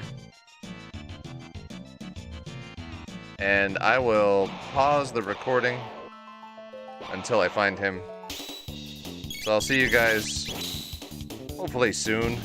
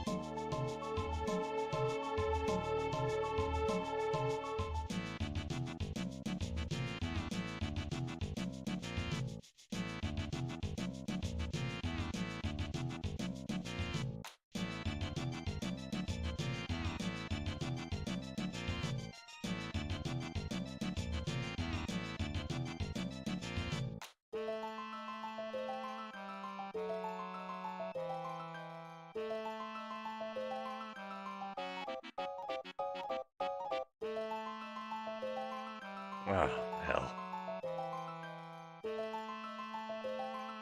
Let's see. I did all the Lost Sanctum quests, and at the end of the second quest, I came across the Wonder Walk in the mountain area in 680 Lost Sanctum. I didn't get to kill it. After checking in the beast area, I found that it carries the Lumicite shard, which I can give to one of the smiths in the Lost Sanctum. What is the quickest way to fight the Wonder Rock? They have a low spawn rate, as opposed to other monsters having 100% chance. I believe it cycles through its spawn points based on the amount of time played. I'm still researching it, as I've only found 2 spawn points, the one in the mountains and the one in Dimensional Vortex. The spawn point in the Dimensional Vortex is right before the ice slope. We do find it, magic the sucker into oblivion. Alright, Luminary Flare, Dark Matter, Antipode, blah blah blah. Alright,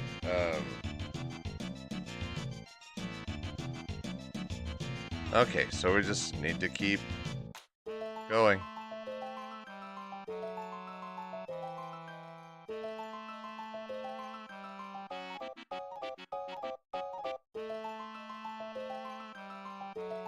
It's gotta be somewhere in this lower section, though, right? Like, I shouldn't have to go up and fight those bugs every single time. Go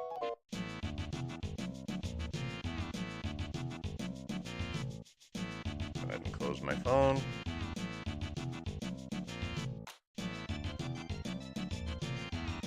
Oh, man.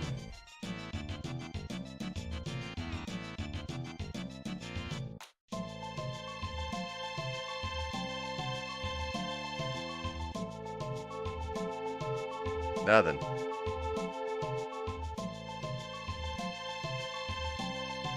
Alright, we go back down and we try again.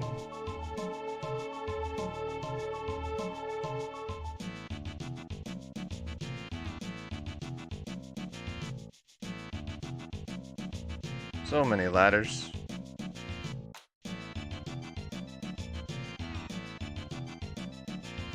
Why, Squaresoft? Square Enix? Just Square. Why did you do this?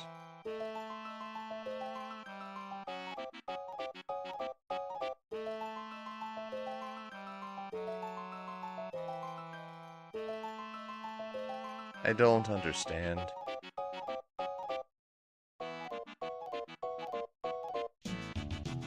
And there's the bugs. So we go back down. If I go back down, I'm just gonna climb up again.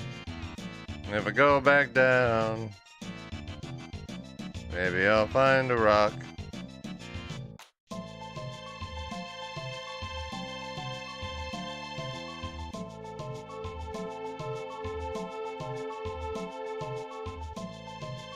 So evidently there's a chance of this thing popping up whenever your game time clock, like the last digit maybe, is a certain thing. And that's how it's determined. Which, sure.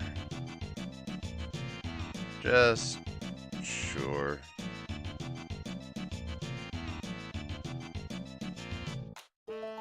There's also a chance that it could pop up in the forest in prehistory. And there aren't ladders there. So that's cool.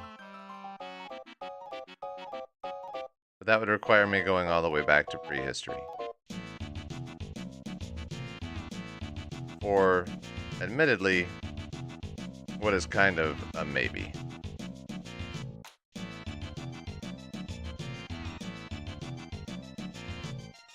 I don't want to do that. Go up, see the bug.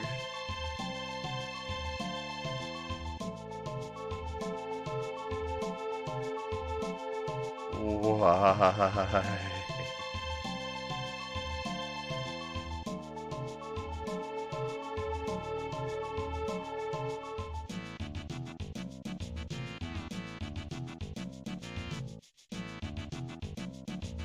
Try it again.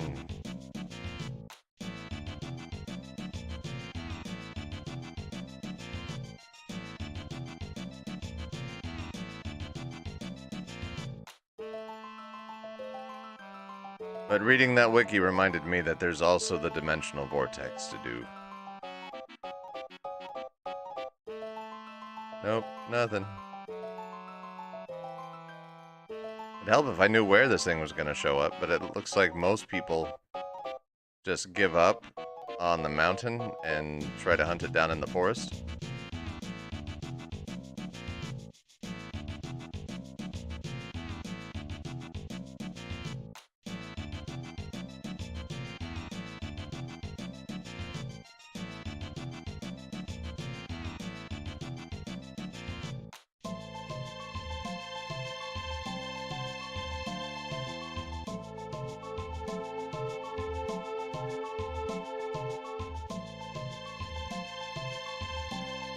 Ugh.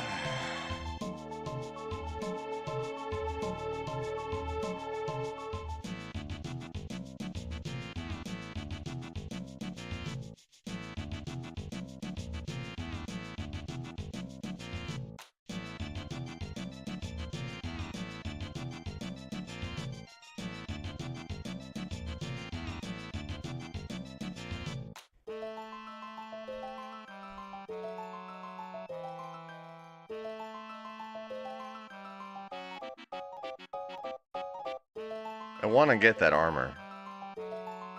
It's only for Luca. It's like a super powered Tabin vest. And it absorbs, or deflects, like it stops all elemental damage.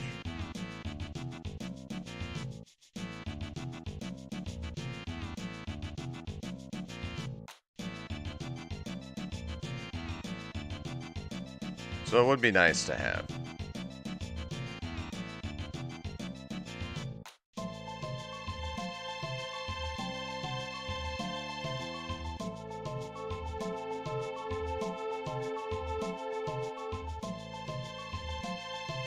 Oh, but this is a lot.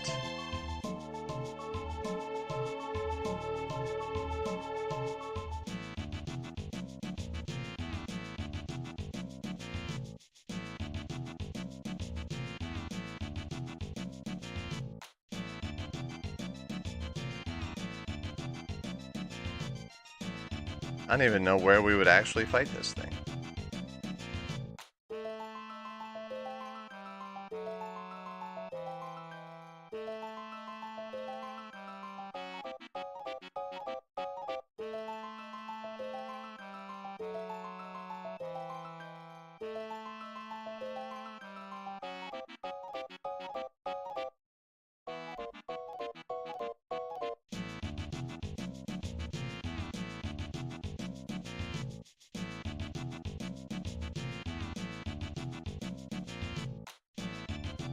Alright, I'm just gonna I'm gonna stop at that bridge. That'll cut off, or cut down on how many ladders we have to do.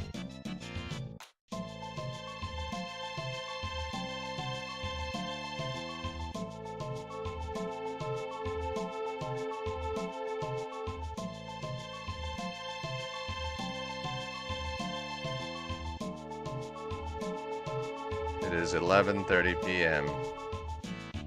I am just repeatedly climbing a mountain, looking for a rare rock. After nearly 4 hours of streaming.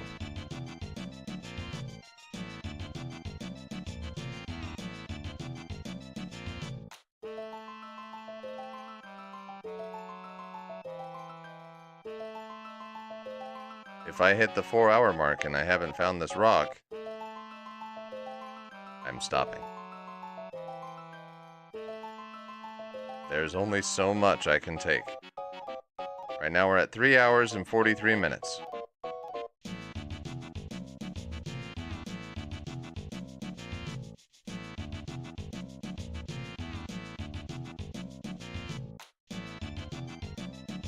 I will do this for 15 minutes straight. But I swear to you, I will not do it a second longer.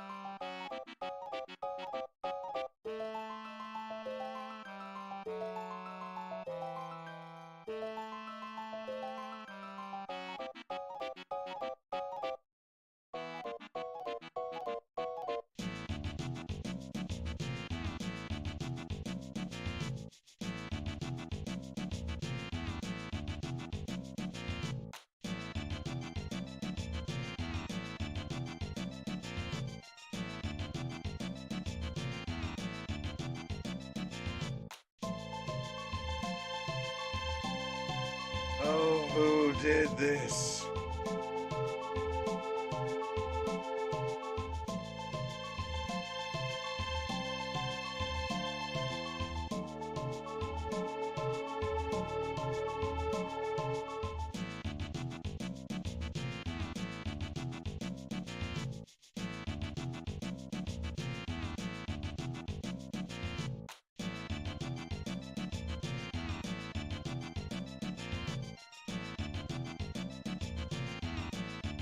It's gotta be the Final Fantasy XIV guy. Like, I want to imagine,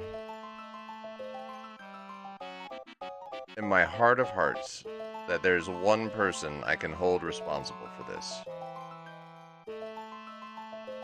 That's what I want to believe. So that when I die, if they're still alive, I can haunt them for the rest of their lives.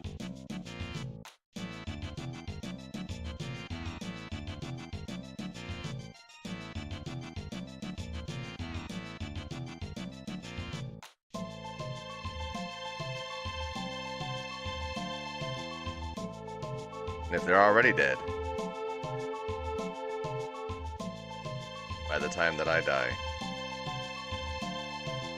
I am just going to spend just so much time in the afterlife, just hurting them.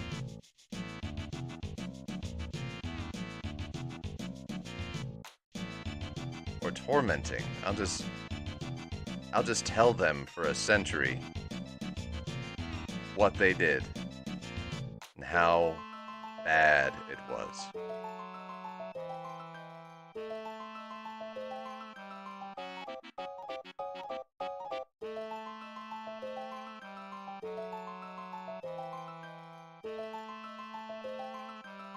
Just mind-numbingly, soul-shakingly horrible. The thing that they created turned out to be.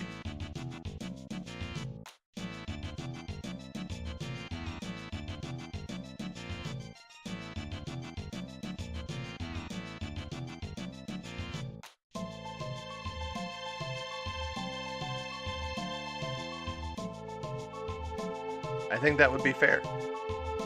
100 years dedicated to that in the afterlife. If there is an afterlife.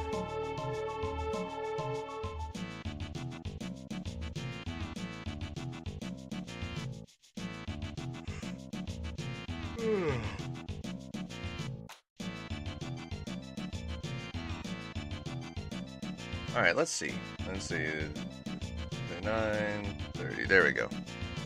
See how many seconds it takes to get through this thing. Up and down.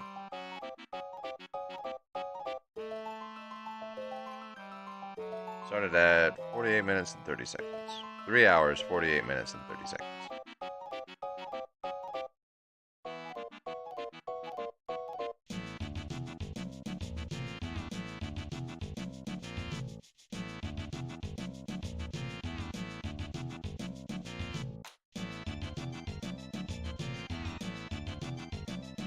And that was about...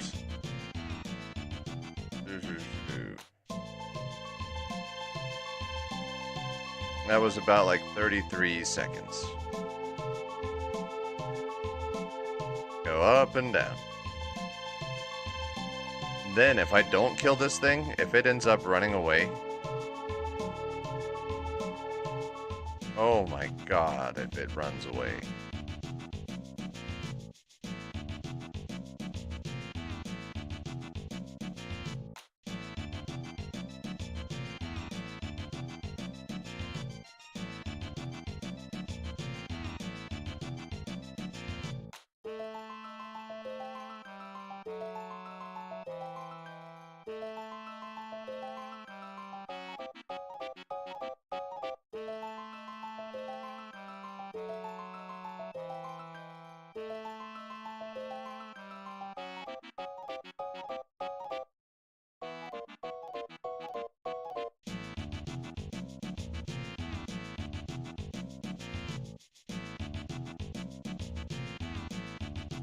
Alright, 9.5 minutes left.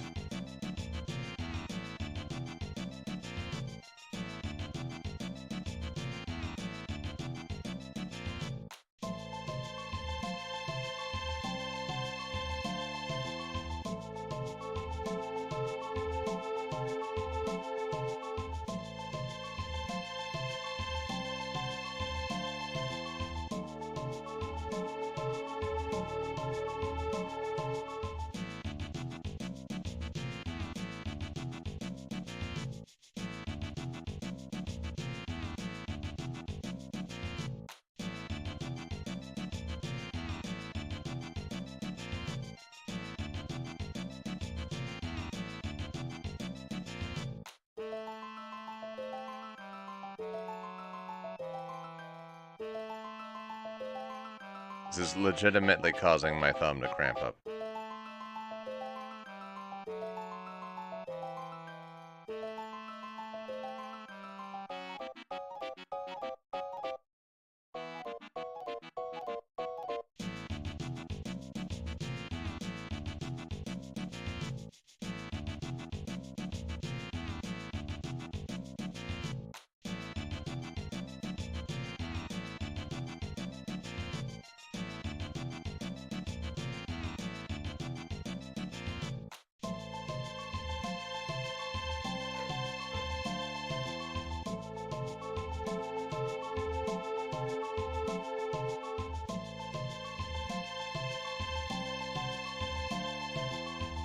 I almost want to put the podcast back on, just so that there's something happening that's not just this.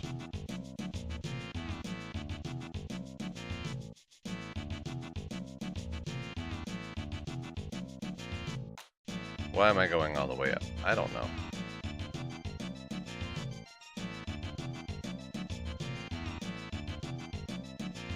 I don't know.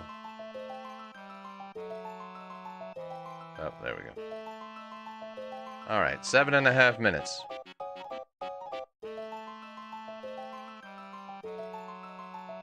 That does not make the minutes go any faster when I do that.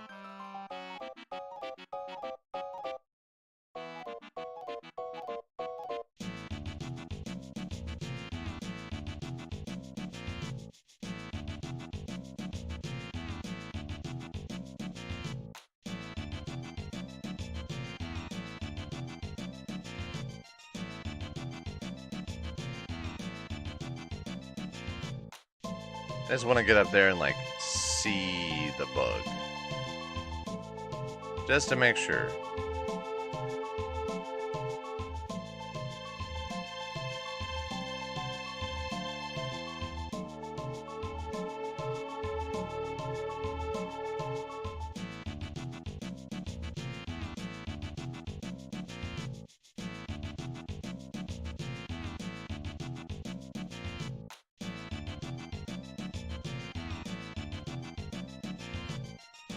See the bug.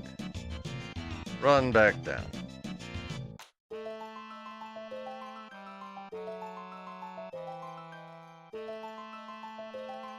I don't know. Maybe I should be fighting the bug.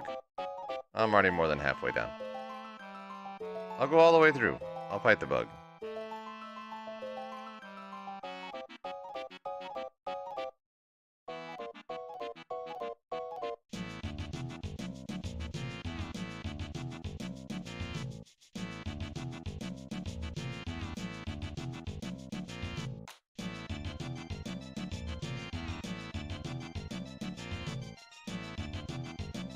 Yeah, I'll fight the bug.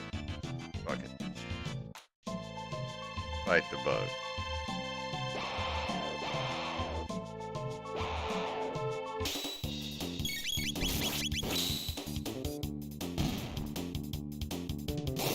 Five minutes and 10 seconds remaining.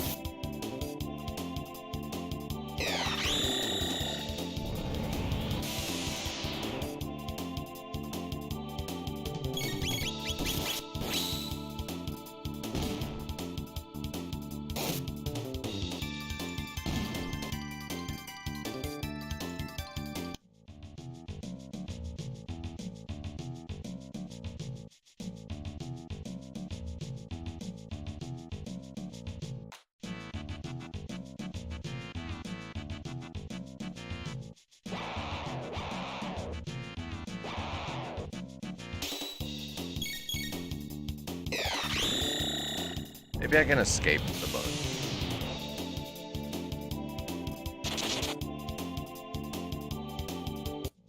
There we go, that's slightly faster. That's the first escape I've done in this game.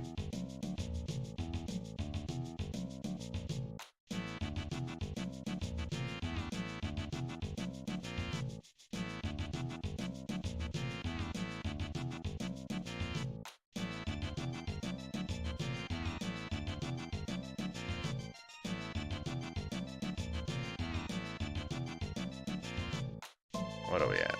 56:11, so 3 minutes, 45 seconds at this point.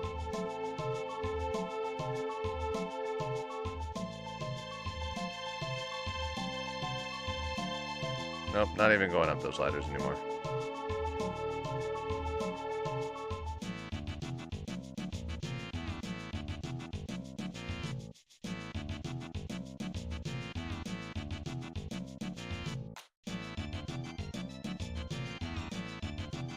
Alright, last time.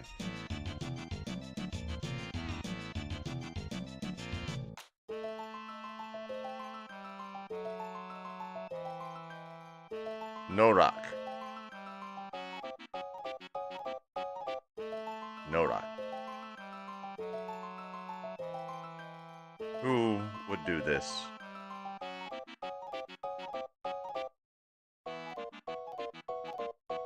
Who would do this?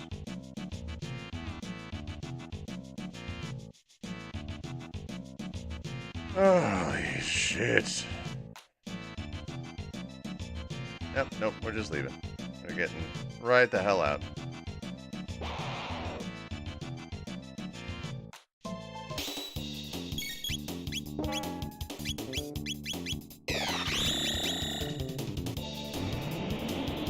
Alright. So I ran up and down that section of the mountain for approximately 15 minutes and did not come across that rock. So, we're leaving. We're done. There's another area that I had forgotten about that we're going to go to that could potentially have this rock. Possibly. So we're going to do that at a later date. But I have been doing this for 4 hours. 4 torturous hours. So what we're gonna do is we're going to leave. We're gonna get set up for the next thing that I forgot about that we need to do before we do the Black Omen.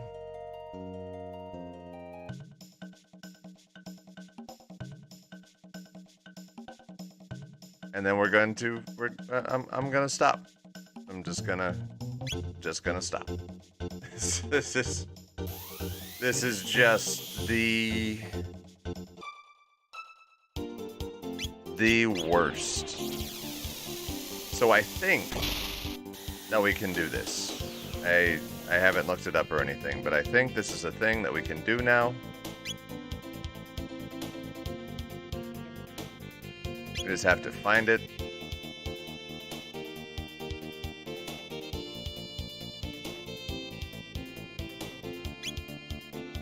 Where are we? There we are. So we're looking for any little bit of land that could possibly hold a thing.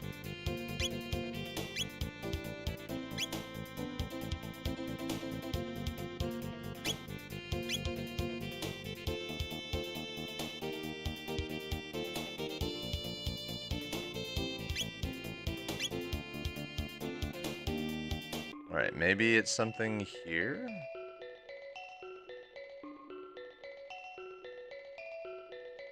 Nope. Alright, so I gotta figure out where this thing is. It may be like a post-game thing. Whatever it is, I'll let you know in the next episode. Thank you all for watching. If you've made it this far, I'm so sorry. Just so sorry. I'll see you in the next one. Like, subscribe, be safe, be healthy. All that crazy stuff. And, I'll catch you all later.